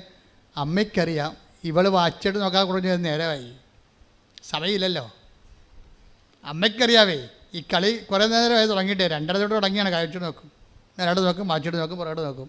എന്ന് വെച്ച് കഴിഞ്ഞാൽ ഞാൻ പോട്ടെ എന്ന് ചോദിക്കുമ്പോൾ അമ്മയ്ക്ക് ദുഃഖമാകുന്ന കാരണം അമ്മ അഡ്വാൻസ് പറഞ്ഞിരിക്കുകയാണ്, നീ പൊയ്ക്കോ എന്ന് വെച്ചാൽ ഈ സഹനത്തിൽ നമുക്കൊരു ആളിൻ്റെ സഹനത്തിൽ പങ്കെടുക്കണമെങ്കിൽ സന്തോഷം ഉണ്ടാകണം. വാച്ചിട്ട് നോക്കിയിട്ട് കാര്യമില്ല. നിങ്ങളുടെ സഹനങ്ങളൊക്കെ ദൈവം അംഗീകരിക്കണമെങ്കിൽ സന്തോഷം ഉണ്ടാകുന്ന നോക്കും. അതിൻ്റെ അകത്ത് മനസ്സിലായില്ല? അത് സീരിയസ് വിഷയമാണ്. നിങ്ങൾക്ക് സഹനങ്ങളൊന്നുമില്ലെന്ന് ഞാൻ പറയണില്ല. ഭർത്താവിൻ്റെ നിങ്ങൾ സഹകരിക്കുന്നുണ്ട്, മക്കളുടെ കൂടെ സഹനങ്ങളിൽ പങ്കെടുക്കുന്നുണ്ട്, നാട്ടുകാരുടെ സഹനങ്ങളിൽ പങ്കെടുക്കുന്നുണ്ട്, പക്ഷേ സന്തോഷമില്ല. അത് കാരണം ഈ സംഭവങ്ങളെല്ലാം ഒരു പൊട്ടയായിരിക്കണേ. കാര്യം ദൈവസ്നേഹം ഉണ്ടെങ്കിലേ സന്തോഷം ഉണ്ടാകത്തുള്ളൂ. എനിക്ക് നിങ്ങളെ അറിയാം, നിങ്ങൾക്ക് ദൈവസ്നേഹം ഇല്ലെന്ന് ഈശോ പറഞ്ഞില്ലേ? അത് ഈ ഇതുമായിട്ട് കണക്ട് ചെയ്ത് വെക്കേണ്ട വചനമാണ്. Take the bed of God. എനിക്ക് നിങ്ങളെ അറിയാം. ശ്രദ്ധിക്കണല്ലേ? യോഹന്നാൻ 5:42 എനിക്ക് നിങ്ങളെ അറിയാം, നിങ്ങളിൽ ദൈവസ്നേഹമില്ല. അപ്പോൾ ഈ മനുഷ്യൻ കർത്താവ് നോക്കണ ഒറ്റ, നിങ്ങൾ കവനൻ്റെ എടുത്തോ എടുത്തില്ലേ, നിങ്ങൾ ക്രിസ്ത്യാനിയാണോ അല്ലേ, ഇതൊന്നും വല്ല പ്രശ്നം. ദൈവം നോക്കണത് എന്താണ്? നിങ്ങളിൽ ദൈവസ്നേഹമുണ്ടോ ഇല്ലേ, അവിടെ വിഷയം. സതീഷ് എന്താ വിചാരിക്കണത്? സതീഷിന് ദൈവസ്നേഹമുണ്ട്, അതുകൊണ്ട് ദൈവം കമ്മ്യൂണിക്കബിളാണ്. അവനോട് പരിശുദ്ധാത്മ പറഞ്ഞു, ഇനി നിനക്കൊരു കുറവുണ്ട്, നീ ക്രിസ്തുവിൻ്റെ പാർട്ടാകണമെന്ന് പറഞ്ഞു. അപ്പോൾ സതീഷ് പറഞ്ഞു, ഞാനെങ്ങനെ ക്രിസ്തുവിൻ്റെ പാർട്ടാകണത്? അവന് പെട്ടെന്ന് പിടികിട്ടി. എന്താ കാര്യം? കുർബാനക്കൊക്കെ പോകാൻ തുടങ്ങിയ ആൾ, കുർബാനക്കൊക്കെ പോകേണ്ട ആൾ, പക്ഷെ കുർബാനക്ക് ചെല്ലുമ്പോഴും കുർബാന സ്വീകരിക്കാൻ പറ്റില്ല. അപ്പോൾ അദ്ദേഹത്തിന് തോന്നി, ഞാനായാലും പാർട്ടായിട്ട് കാര്യം. ഈ മനുഷ്യൻ അവസാനിപ്പിക്കണത്, ഇന്ന് എൻ്റെ പേര് ജോസഫാണെന്നും പറഞ്ഞാൽ അവസാനിപ്പിക്കണത്. അതെന്താ കാര്യത്തിന്? അതിൻ്റെ റിസ്ക് പുള്ളി എടുത്തു. എന്നുവെച്ചാൽ ഇതിൻ്റെ അകത്ത് അച്ഛനില്ല, പള്ളിയില്ല, പട്ടക്കാരനില്ല, സഭയില്ല, ഒന്നുമില്ല. അയാളും അയാളുടെ ദൈവവും തമ്മിലുള്ള ഇടപാടുകളേ ഉള്ളൂ അതിൻ്റെ അകത്ത്. പക്ഷേ എന്താ പ്രശ്നം വെച്ച് കഴിഞ്ഞാൽ, ഈ ആളുടെ ഉടമ്പടിയിൽ ഈ ആൾക്ക് നല്ല ദൈവസ്നേഹമുണ്ട്. കാര്യം ദൈവസ്നേഹം ഉണ്ടാകാൻ കാരണം ഇത്രയും നാൾ അനുഭവിക്കാത്ത ഒരു സൗഖ്യമാണ് അനുഭവിച്ചത്. പിന്നീട് അയാൾക്ക് കിട്ടിയ പരിശുദ്ധാത്മാവ്, ആ പരിശുദ്ധാത്മാവിടെ കൂടിയ ദർശനങ്ങൾ, സ്വപ്നങ്ങൾ, അയാളുടെ ദൈവമേഖലയിൽ ആയിപ്പെട്ടപ്പോഴപ്പോൾ അദ്ദേഹത്തിന് ദൈവത്തെക്കുറിച്ച് കൃത്യമായ ഒരാശയം കിട്ടി. ഉടമ്പടി റേഞ്ചുകൾ ഭയങ്കരമാണ്.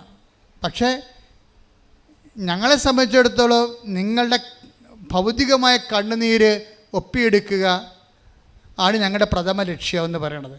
ഞങ്ങൾക്ക് വേറെ ലക്ഷ്യങ്ങളൊന്നുമില്ലെന്ന് ഞാൻ ഈ ഉടമ്പടി തുടങ്ങിയപ്പോഴേ പറഞ്ഞിട്ടുണ്ട്. ഒരാളെ മതം മാറ്റുകയോ ഒരാളെ ജ്ഞാനസ്നാനപ്പെടുത്തുകയോ ഇതൊന്നും കൃപാസനത്തിൻ്റെ ലക്ഷ്യമല്ല. ലക്ഷ്യമെന്താണ് കാര്യം? നിങ്ങൾ വേദനയില്ലാതെയും സന്തോഷത്തോടെയും ഈ ഭൂമിയിൽ ദൈവത്തെ അനുഭവിച്ചുകൊണ്ട് ജീവിക്കണം. അതുകൊണ്ടാണ് ഞങ്ങൾ പ്രാർത്ഥിക്കുന്നത് നിങ്ങളുടെ കൂടെ നിന്നുകൊണ്ട്. അതുകൊണ്ട് പ്രഖ്യാപിത നയം അത് തന്നെയാണ്. ഞങ്ങളാരും ഈ വിഷയത്തിൽ, നിങ്ങളുടെ വിശ്വാസ വിഷയത്തിൽ ഒന്നും ഇടപെടത്തില്ല. എന്താ കാര്യം? ഞങ്ങളോട് വിശ്വാസ വിഷയത്തിൽ ഇടപെടാനല്ല പറഞ്ഞിരിക്കുന്നത്, നിങ്ങളുടെ ജീവിത സങ്കടങ്ങളിൽ ദൈവത്തിൻ്റെ ആശ്വാസം പകർന്ന് തരാൻ നിങ്ങളെ തന്നെ ഒരുക്കുക എന്നുള്ള ഉദ്ദേശത്തിലാണ്. അതൊക്കെ മനസ്സിലാകും. അച്ഛന് ആൾക്കാരുമായിട്ട് ബന്ധമില്ല, അച്ഛൻ നിങ്ങളുടെ സംഭാവനയോ പണവുമായിട്ട് ബന്ധമില്ല. അച്ഛൻ എൻ്റെ അടുത്ത് വരണമെന്നുണ്ടെങ്കിൽ നിങ്ങളുടെ ഉടമ്പടി എല്ലാം കറക്റ്റായിരിക്കണം. പിന്നെ എന്താണ്, നിങ്ങളുടെ വിഷയത്തിൻ്റെ രേഖ ഉണ്ടാകണം. അത്രേ ഉള്ളൂ. അപ്പോൾ അതിന് മനസ്സിലായില്ലേ എന്തിനാ പ്രാധാന്യമെന്ന്?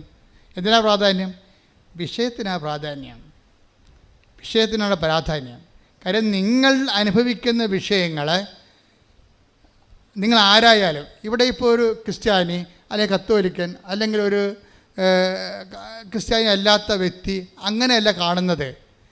നമ്മൾ ആൾക്കാരെ കാണുന്നത് സങ്കടമുണ്ടോ സങ്കടമില്ലേ, അത്രയേ ഉള്ളൂ. രോഗമുണ്ടോ രോഗമില്ലേ, ആ വിഷയത്തെ കാണുന്നത്. പക്ഷെ ആ വിഷയത്തിന് ഞങ്ങളെന്താ ചെയ്യണത്? ഞങ്ങൾ അനുഭവിച്ച ദൈവാനുഭവത്തെ നിങ്ങൾക്ക് പകർന്നു തരും. കാരണം ഞങ്ങൾക്ക് വേറെ അനുഭവങ്ങളൊന്നുമില്ല. ഞങ്ങളുടെ വിശ്വാസത്തിൽ ഞാൻ അനുഭവിച്ച ദൈവാനുഭവത്തെ നിങ്ങൾക്ക് പകർന്നു തരും.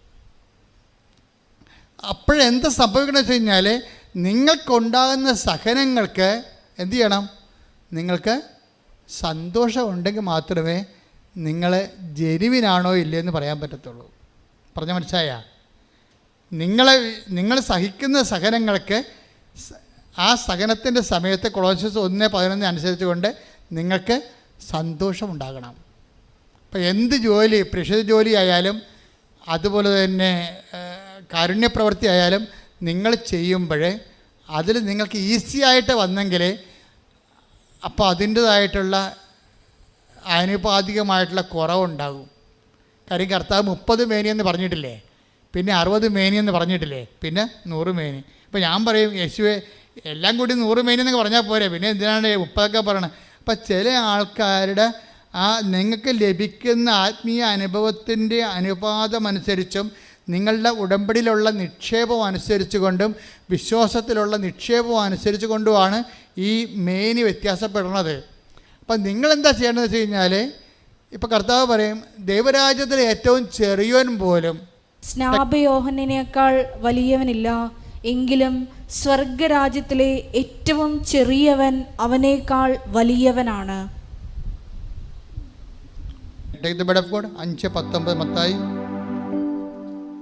ശ്രുതികട ഹല്ലേലൂയ ഹല്ലേലൂയ ഹല്ലേലൂയ ഹല്ലേലൂയ ഹല്ലേലൂയ.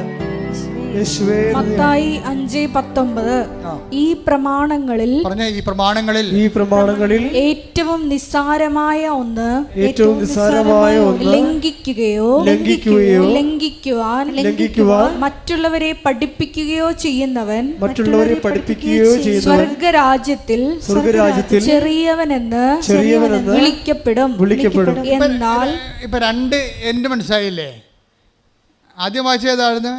മത്തായി 10:11. അത് സ്വർഗരാജ്യത്തിൽ ഏറ്റവും ചെറിയവൻ. മത്തായി 5:19 വായിച്ചത് എന്താണ്? സ്വർഗരാജ്യത്തിൽ ഏറ്റവും വലിയവൻ. അപ്പം ദൈവരാജ്യത്തിൽ തന്നെ വലുതും ചെറുതുമുണ്ട്. ഇത് എന്തിന് ആനുപാതികമായിരിക്കും? നമ്മൾ ആർജിക്കുന്ന കൃപയ്ക്ക് ആനുപാതികമായിരിക്കും, അനുഗ്രഹത്തിനല്ല. ഈ ഭൂമി വെച്ച് അനുഗ്രഹം, ദൈവത്തെ വിശ്വസിക്കാത്തവർക്ക് അനുഗ്രഹം കിട്ടും. അത് ഫിസിക്കൽ ബ്ലെസ്സിങ്സ് എന്ന് പറയും, ഭൗതിക ആനുകൂല്യങ്ങൾ. അത് നിരീശ്വരവാദികളും കിട്ടും. വിശ്വാസം ഇപ്പോൾ തന്നെ ഇംഗ്ലണ്ടിൽ ഇപ്പോൾ പാസ്സായി വന്നിരിക്കുന്ന പ്രധാനമന്ത്രി നിരീശ്വരവാദിയാണ് ഇല്ലേ? അപ്പോൾ നിരീശ്വരവാദിയാണെങ്കിലും ഭൗതിക ആനുകൂല്യങ്ങൾ കിട്ടും. നമ്മൾ പറയുന്നത് ദൈവത്തെ അനുഭവിച്ച ആൾക്കാരുടെ ഏറ്റക്കുറച്ചിലാണ്. എന്താ അത് നിത്യതയുമായിട്ട് ബന്ധപ്പെട്ടാണ്. ഈ ഭൂമിയിൽ എന്ത് കിട്ടണമെന്നും പ്രശ്നങ്ങളൊന്നുമില്ല കേട്ടോ, നിലവിലില്ല. ദൈവം ഈ ഉടമ്പടി ചെയ്യണത് എന്താണ്? ദൈവരാജ്യത്തിലെ വലിയവനുമുണ്ട് ചെറിയവനുമുണ്ട്. ഇതെങ്ങനെയാണ് ഉണ്ടാകണത്? അവൻ ആർജിക്കുന്ന, അതാണ് കൊളോസ്യസ് 1:11 എന്താ വായിച്ചത് നമ്മൾ? സന്തോഷത്തോടെ എല്ലാം സഹിക്കുന്നതിനും പറഞ്ഞേ സന്തോഷത്തോടെ എല്ലാം സഹിക്കുന്നതിനും ക്ഷമിക്കുന്നതിനും അവിടുത്തെ മഹത്വത്തിന്റെ പ്രാഭവത്തിനനുസൃതമായി സർവശക്തിയിലും നിങ്ങൾ ബലം പ്രാപിക്കട്ടെ. അപ്പൊ ഒന്നുകൂടി വായിച്ചത്, സന്തോഷത്തോടെ എല്ലാം സഹിക്കുന്നതിനും ക്ഷമിക്കുന്നതിനും അവിടുത്തെ മഹത്വത്തിന്റെ പ്രാഭവത്തിനനുസൃതമായി സർവശക്തിയിലും നിങ്ങൾ ബലം പ്രാപിക്കട്ടെ. ദൈവത്തിൻ്റെ മഹത്വത്തിൻ്റെ പ്രാഭവത്തിൻ്റെ ആനുപാതികമായി സർവശക്തിയിലും ബലം പ്രാപിക്കുന്നതിനാണ് നമ്മളെ കൃപയുടെ അഭിഷേകം എന്ന് പറയണത്. ദൈവം കവനൻ്റിലൂടെ ഉദ്ദേശിക്കുന്നത് ഈ ശക്തി ധരിക്കുക എന്നുള്ളതാണ്. പറഞ്ഞാൽ മനസ്സിലായില്ലേ? ബലം പ്രാപിക്കുക. മനുഷ്യൻ ബലം പ്രാപിക്കുന്നത് ഒക്കെ നല്ല പ്രോട്ടീൻ കഴിച്ച് ജിംനേഷ്യത്തിൽ പോകുമ്പോഴാണ്. പക്ഷേ കൃപയുടെ ഉദ്ദേശം ആത്മാവിൻ്റെ ബലം പ്രാപിക്കലാണ് ഉദ്ദേശിക്കുന്നത്. ഇപ്പം നിങ്ങൾ മക്കളില്ലാത്തവർക്ക് മക്കളുണ്ടാകും. 23 വർഷമായിട്ട് മക്കളില്ലാത്ത ആൾക്കാർക്ക് എങ്ങനെ ഉടമ്പടി എടുക്കുമ്പോൾ ഉടനെ ആ മാസം തന്നെ മക്കളുണ്ടാകണത്? അപ്പോൾ മാതാവ് കൊടുക്കണത്. അപ്പോൾ ഭൗതിക ആനുകൂല്യത്തിൽ ഈ ആൾക്കാരെ ഒരു പഞ്ഞവുമില്ല. പക്ഷെ ദൈവം ഉന്നം വെക്കുന്നത് അതല്ല. ഈ ഒരു സങ്കീർണമായ ഭൗതിക സാഹചര്യത്തിന് സമ്മർദ്ദം നൽകിയിരിക്കുന്നത് അതിലൂടെ നിങ്ങളുടെ ആത്മാവിനെ ബലപ്പെടുത്താനുള്ള സാധ്യതകൾ അന്വേഷിക്കുകയാണ് ഉടമ്പടി. പിടിയോ? അതെന്താ ചെയ്യണം? അതിന് സഹനത്തിന് ഒരു വ്യക്തിക്ക് എപ്പോഴാണ് സന്തോഷം ഉണ്ടാകുന്നത്? Take the word of God again. വായിച്ചേ. സന്തോഷത്തോടെ എല്ലാം സഹിക്കുന്നതിനും സന്തോഷത്തോടെ എല്ലാം സഹിക്കുന്നതിനും ക്ഷമിക്കുന്നതിനും അവിടുത്തെ മഹത്വത്തിന്റെ പ്രാഭവത്തിനനുസൃതമായി സർവശക്തിയിലും നിങ്ങൾ ബലം പ്രാപിക്കട്ടെ. അപ്പൊ നിങ്ങൾ ബലം പ്രാപിക്കേണ്ടത് ഈ വാക്കും ദൈവരാജ്യം ബലവശമാക്കിയിരിക്കുന്ന വാക്കും സെയിമാണ്. Take the word of God. ദൈവരാജ്യം ബലവശമാക്കിയിരിക്കുന്ന ശ്രുതികട. ഹല്ലേലൂയ ഹല്ലേലൂയ ഹല്ലേലൂയ ഹല്ലേലൂയ ഹല്ലേലൂയ. യേശുവേ നന്ദി. ഹല്ലേലൂയ ഹല്ലേലൂയ ഹല്ലേലൂയ ഹല്ലേലൂയ ഹല്ലേലൂയ ഹല്ലേലൂയ. മത്തായി 11:12. സ്നാപക യോഹന്നാന്റെ നാളുകൾ മുതൽ സ്നാപകയോഹന്നാന്റെ കാലം മുതൽ ഇന്നുവരെ സ്വർഗരാജ്യം ബലപ്രയോഗത്തിന് വിഷയമായിരിക്കുന്നു. ബലവാന്മാർ അത് പിടിച്ചടക്കുന്നു. അപ്പൊ ദൈവരാജ്യം ബലവാന്മാരാണ് പിടിച്ചടക്കുന്നത്. ഈ ബലമെന്ന് പറയുന്നത് എന്താണെന്നാണ് ഈ പറയണത്. എന്താണ് ബലം? കൃപയാണ് ബലം. പിടിയ കൃപ നമ്മൾ ആർജിക്കുന്നതിന് ആനുപാതികം എന്താ വെച്ചാൽ അവിടുത്തെ മഹത്വത്തിൻ്റെ പ്രാഭവത്തിൻ്റെ ആനുപാതികമാണ്. അല്ലാതെ നമുക്ക് വേറെ തോതില്ല. കൃപയ്ക്ക് തോതില്ല. കൃപയ്ക്ക് കൊളോസ്യസ് 1:11 ഒരേ തോതേ വെച്ചിട്ടുള്ളൂ. എന്താണ്? അവിടുത്തെ മഹത്വത്തിൻ്റെ പ്രാഭവത്തിൻ്റെ ആനുപാതികം. അത് 100 മേനിയാണ്. ഇതാണ് കർത്താവ് പറയണത്. നീതിമാന്മാർ എൻ്റെ പിതാവിൻ്റെ രാജ്യത്തിൽ സൂര്യനെപ്പോലെ ശോഭിക്കും. മത്തായി 13:43. അപ്പോൾ നീതിമാന്മാർ തങ്ങളുടെ പിതാവിന്റെ രാജ്യത്തിൽ സൂര്യനെ പോലെ പ്രശോഭിക്കും എന്ന് പറഞ്ഞു. അപ്പോൾ നീതിമാന്മാർ തന്റെ പിതാവിന്റെ രാജ്യത്തിൽ നീതിനെ സൂര്യനെ പോലെ പ്രശോഭിക്കും. ഈ മത്തായി 13:43 ആണ് 1 കൊളോസ്യൻസ് 1:11. എന്താണ്? അവിടുത്തെ മഹത്വത്തിൻ്റെ പ്രാഭവം എന്ന് പറയണത് അത് സൂര്യനാണ്. അതിന് ആനുപാതികമായിട്ടാണ്. അതുകൊണ്ടാണ് ഈശോ സൂര്യനെക്കുറിച്ച് മാത്രമേ പറയത്തുള്ളൂ. പത്രോസ് പറയും അത് 100 മേനിയാണ്. പക്ഷേ ഈശോയ്ക്ക് ഒരു പ്രൊവിഷൻ ഇട്ടിട്ടുണ്ട്. എന്താണ്? ദൈവരാജ്യം നല്ല നിലത്ത് വീണത് 100 മേനിയും ചിലത് 60 മേനിയും ചിലത് 30 മേനിയും. അപ്പോൾ മറ്റുള്ളവർ 30 മേനിക്കാർക്കും ചാൻസ് ഉണ്ട്. പക്ഷേ അതിന് ഈശോ എന്താ പറഞ്ഞിരിക്കണമെന്ന് വെച്ച് കഴിഞ്ഞാൽ അത് പൗലോസാണ് പറഞ്ഞിരിക്കണത്. 1 കൊരിന്ത്യർ 15:41 എന്താ പറയണത്? പുനരുദ്ധാനത്തിലെ ആത്മാക്കൾ ഇങ്ങനെ ഇരിക്കും. ചിലത് നക്ഷത്രങ്ങളെപ്പോലെ ഇരിക്കും, ചിലത് ചന്ദ്രനെപ്പോലെ ഇരിക്കും. അതാണ് 60 മേനി. നക്ഷത്രം 30 മേനി. പിന്നെ എന്താണ്? ചിലത് സൂര്യനെ പോലെ ഇരിക്കട്ടെ. ഇതെവിടെ? അതാകുമ്പോൾ 100 മേനി. 1 കൊരിന്തോസ് 15:41. സൂര്യന്റെ തേജസ് ഒന്ന്, ചന്ദ്രന്റേത് മറ്റൊന്ന്, നക്ഷത്രങ്ങളുടേത് വേറൊന്ന്. നക്ഷത്രങ്ങൾ തമ്മിലും തേജസ്സിന് വ്യത്യാസമുണ്ട്. ഇപ്രകാരം തന്നെയാണ് മരിച്ചവരുടെ പുനരുദ്ധാനവും. ഇപ്രകാരം തന്നെയാണ് മരിച്ചവരുടെ പുനരുദ്ധാനം എന്ന് പറയുമ്പോഴേ നമ്മൾ ഈ ഭൂമിയിൽ ആർജിക്കുന്ന കൃപ ആർജിച്ചത് എങ്ങനെ മനസ്സിലാക്കാൻ പറ്റുമെന്നാണ് പറയണത്. അത് 1 കൊളോസ്യർ 11:11 മനസ്സിലാക്കാൻ പറ്റാതെ സഹനത്തിന് സന്തോഷമുണ്ടാകും. എൻ്റെ മക്കളെ, നിങ്ങളുടെ സഹനങ്ങൾക്ക് സന്തോഷം ഉണ്ടാകുന്നത് വരെ കൃപ ആർജിക്കാനുള്ള പ്രോസസ്സിങ് നടന്നുകൊണ്ടിരിക്കും. ഇതുകൊണ്ട് തന്നെയാണ് ബുദ്ധിപരമായിട്ട് ഇൻവെസ്റ്റ് ചെയ്യണതിൻ്റെ അകത്ത്. ഇതൊരു മാത്തമാറ്റിക്കൽ ഇൻവെസ്റ്റ്മെൻറ്റ് പ്ലാനാണിത്. നമ്മളെ ഇതിനകത്ത് ഇൻവെസ്റ്റ് ചെയ്യണം. ഇപ്പം നിങ്ങൾക്കൊരു അമ്മായിയമ്മ, ഇപ്പം ഇന്നാൾ ഒരു ചെടുത്തി സാക്ഷ്യം പറഞ്ഞാൽ എന്താണ് സാക്ഷ്യം പറഞ്ഞാൽ അച്ഛാ എന്താ പറഞ്ഞവർ ഒരു അമ്മായിയപ്പം സാക്ഷ്യം പറഞ്ഞില്ലേ? എൻ്റെ മകളെ ഒരു കടുവാക്കാണ് കെട്ടിച്ചതെന്ന്. അപ്പം അച്ഛൻ വാപത്തി പിടിച്ച് മൈക്കും പോവാ ബാക്കി കളഞ്ഞ്. കാരണം കടുവ വേണം ഇവിടെ വന്ന് നമ്മുടെ ഇവിടുത്തെ സ്റ്റാഫിനെ കൈകാര്യം ചെയ്യുന്ന മേക്കിൽ വെച്ചല്ലേ പറഞ്ഞത്. എൻ്റെ മകളെ ഒരു കടുവാക്കാണ് കെട്ടിച്ചത്. അപ്പം കടുവയായിരിക്കും. ഈ കടുവയെ നമ്മൾക്ക് പൂച്ചയാക്കാൻ പറ്റും, പുലിയെ പൂച്ചയാക്കാൻ പറ്റും. 2 തരത്തിലാണ് വരണത്. ഒന്ന്, കൃപയാർജിക്കുമ്പോൾ നിനക്കത് അവരുണ്ടാക്കുന്ന സങ്കടങ്ങൾ, സംഘർഷങ്ങൾ നിനക്ക് സന്തോഷമാക്കി തോന്നും. എന്താ കാര്യം? ഇതിലൂടെ ക്രിസ്തുവിൻ്റെ സഹനത്തിൽ ഞാൻ പങ്കെടുക്കുന്നു. അതാണ് സംഭവം. ഇതിലൂടെ ക്രിസ്തുവിൻ്റെ സഹനത്തിൽ ഞാൻ പങ്കെടുക്കുന്നു. ക്രിസ്തുവിൻ്റെ സഹനം എന്ന് പറയുന്നത് കർത്താവ് ഇനി ആർക്കും ഒന്നും അവിടെ ചെയ്യാൻ പറ്റാത്ത രീതിയിൽ ഇനി കർത്താവ് റെക്കോർഡ് ഇട്ടിട്ടുണ്ട്. ആ റെക്കോർഡിൻ്റെ അപ്പുറത്ത് ഇനി ആർക്കും റെക്കോർഡ് ഇടാൻ പറ്റത്തില്ല. കാര്യം വെച്ച് കഴിഞ്ഞാൽ അവൻ മരിച്ചു കഴിഞ്ഞതിന് ശേഷം പിന്നെയും ആൾക്കാർ അവനെ ആക്ഷേപിച്ചുകൊണ്ടിരുന്ന്, നമ്മളെല്ലാ സംഭവം മരിച്ചോടുകൂടി തീരുമല്ല. ക്രിസ്തുവിൻ്റെ സഹനം മരിച്ചിട്ടും തീരണില്ല. അവിടെ INR എഴുതി വെച്ചിട്ടുണ്ട്. അവൻ നോക്കിയിട്ട് വഴിയെ പോകുന്ന ആൾക്കാർ പറയും, എന്താ പറയണത്, ഇവൻ രാജാവല്ലേ, ഇവൻ എന്നാൽ പിന്നെ ഇവനെ രക്ഷിക്കാൻ പാടില്ല, ഞാൻ ഇറങ്ങി വരാൻ പാടില്ല എന്ന് പറഞ്ഞ് ഇവർ അപ്പം മരിച്ചിട്ടും ആക്ഷേപിക്കുന്നതിലേക്ക് അവിടം വരെ എത്തിയിട്ടില്ല സെൻറ്റ് പോൾ പറയണത് അവൻ മരണത്തോളോ തന്നെ താഴ്ത്തിയെന്നാണ് പറയണത്. പക്ഷെ അവൻ മരണത്തോളം അല്ല താഴ്ത്തിയത്, അവൻ മരണാനന്തരം തന്നെ താഴ്ത്തിയവനാണ് ക്രിസ്തു. കൈയടിച്ച് ജനങ്ങൾ പോകുന്നതായിട്ട് സുവിശേഷം പറഞ്ഞാണ് ഈ സുവിശേഷം എന്ന് പറയുന്ന മഹാസംഭവം അവസാനിക്കുന്നത്. അപ്പം അവന് മരണാനന്തരവും തന്നെ താഴ്ത്തിക്കൊണ്ട് നമ്മൾക്ക് സഹനത്തിൻ്റെയും സന്തോഷത്തിൻ്റെയും അവസാനം മാതൃകയായിട്ട് അവൻ കാലത്തിൽ ഇങ്ങനെ ജ്വലിച്ച് നിൽക്കുകയാണ്. ഇവൻ്റെ അരൂപി നമ്മൾ സ്വീകരിക്കാനാണ് സതീഷിനോട് പരിശുദ്ധാത്മാ പറയണത്, ടേക്ക് ഹിസ് പാർട്ട്.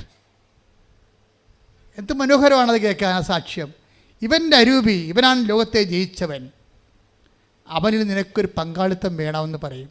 ദൈവം സ്നേഹിക്കുന്നവർക്ക് ദൈവം ആദ്യം കൊടുക്കുന്നത് ക്രിസ്തുവിലുള്ള പങ്കാളിത്തമാണ്. കൈയടിച്ചു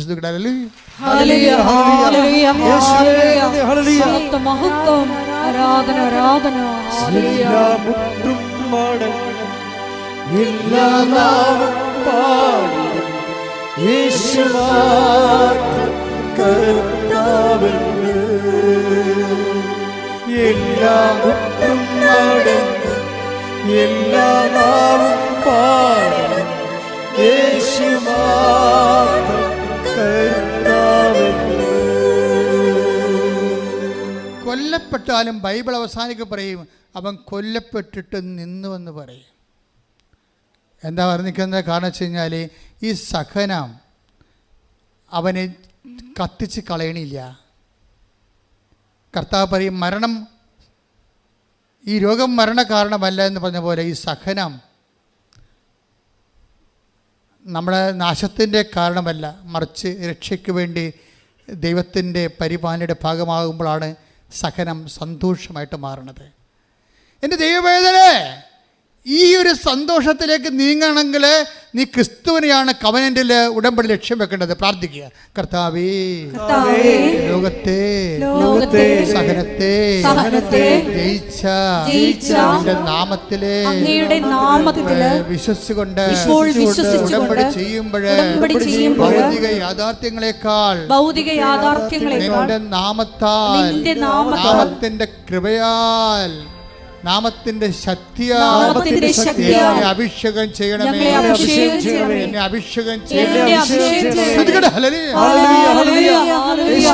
ആത്മാവ് സന്തോഷം കൈമാറുന്നത് ക്രിസ്തുവിന് നമ്മൾ പങ്കാളികളാകുമ്പോഴാണ്. ക്രിസ്തു എന്ന് പറയണത് സകലത്തിനെ ജയിച്ച അവസാനത്തെ വിജയിയുടെ പേരാണ്. എല്ലാ സകല സാഹചര്യങ്ങളെയും അതിജീവിച്ച ഒരു യുണീക്ക് റെഡീമറായി ഈശോ മാറുന്നത് ഇവിടെ വെച്ചാണ്. നമ്മൾ പ്രാർത്ഥിക്കുന്നത് ക്രിസ്തുവേ നിൻ്റെ ബലം, നിൻ്റെ സഹനമല്ല, സഹനത്തിന് കൃപയ്ക്കും വേണ്ടി ബൈബിൾ ഉപയോഗിക്കുന്ന ഒറ്റ വാക്ക് ബലമെന്നുള്ളതാണ്. എന്നെ ബലപ്പെടുത്തണമേ എന്നാണ് പ്രാർത്ഥിക്കേണ്ടത്. മനസ്സിലായില്ലേ? നിങ്ങളെ ഇപ്പോൾ ഉടമ്പടിയുടെ എന്തെങ്കിലും ഒരു വിഷയം, ഇപ്പം നിങ്ങൾ റിസൾട്ട് നോക്കി ഒരു വിഷയം പോയി, അപ്പോൾ എൻ്റെ ഉടനെ ഞാനിങ്ങനെ കൂട്ടുകാരുടെ മുമ്പിൽ നോക്കും, ഞാനിങ്ങനെ നാട്ടുകാരുടെ മുമ്പിൽ നോക്കും, ഞാൻ നാളെ കയറി പോകുന്നതാണ് പറഞ്ഞിരിക്കണത്, ഞാൻ ലോൺ എടുത്ത് പോയില്ല, 20 ലക്ഷത്തിൻ്റെ പലിശ ഞാൻ കൊടുക്കണമല്ല, ഇങ്ങനെ ഓരോ കാര്യം പറഞ്ഞ് പട്ടി മോങ്ങണ പോലെ മോങ്ങരുത്. കമ്പ്യൂട്ടർ നോക്കുമ്പോൾ നിങ്ങളുടെ വിഷയം കണ്ടില്ലെങ്കിൽ കർത്താവ് കാണുന്നുണ്ട് എല്ലാ കാര്യം. കർത്താവിന് പദ്ധതിയുണ്ട്. നീ ചിലപ്പോൾ കയറിപ്പോയി കഴിഞ്ഞാൽ, ഈ സമയത്ത് കയറിപ്പോയി കഴിഞ്ഞാൽ ചിലപ്പോൾ നിനക്ക് അവിടെ അതിൻ്റെ അക്കോമഡേഷൻ കിട്ടിയില്ലെന്ന് വരും, അല്ലെങ്കിൽ ആ സബ്ജക്റ്റ് നിനക്ക് കൈകാര്യം ചെയ്യാൻ പറ്റാതെ വരും. നിന്നെക്കാളുന്നെല്ലാം നിൻ്റെ വഴി കർത്താവിനറിയാം.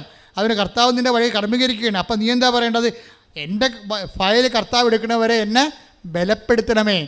ബലപ്പെടുത്തുക എന്ന് വെച്ച് കഴിഞ്ഞാൽ അതിൻ്റെ അർത്ഥം എന്താണ്? എൻ്റെ സഹനങ്ങൾക്ക് ആനുപാതികമായ കൃപ നൽകണമേ. അതിൻ്റെ അർത്ഥം എന്താണ്? ക്രിസ്തുവിൻ്റെ സഹനങ്ങളിലെ ക്രിസ്തു സന്തോഷിച്ചതുപോലെ എന്നെയും എൻ്റെ സഹനങ്ങളെ സന്തോഷിപ്പിക്കാനുള്ള ആത്മാവിനാൽ അഭിഷേകം ചെയ്യണമേ. കൈയടിക്കട്ടെ.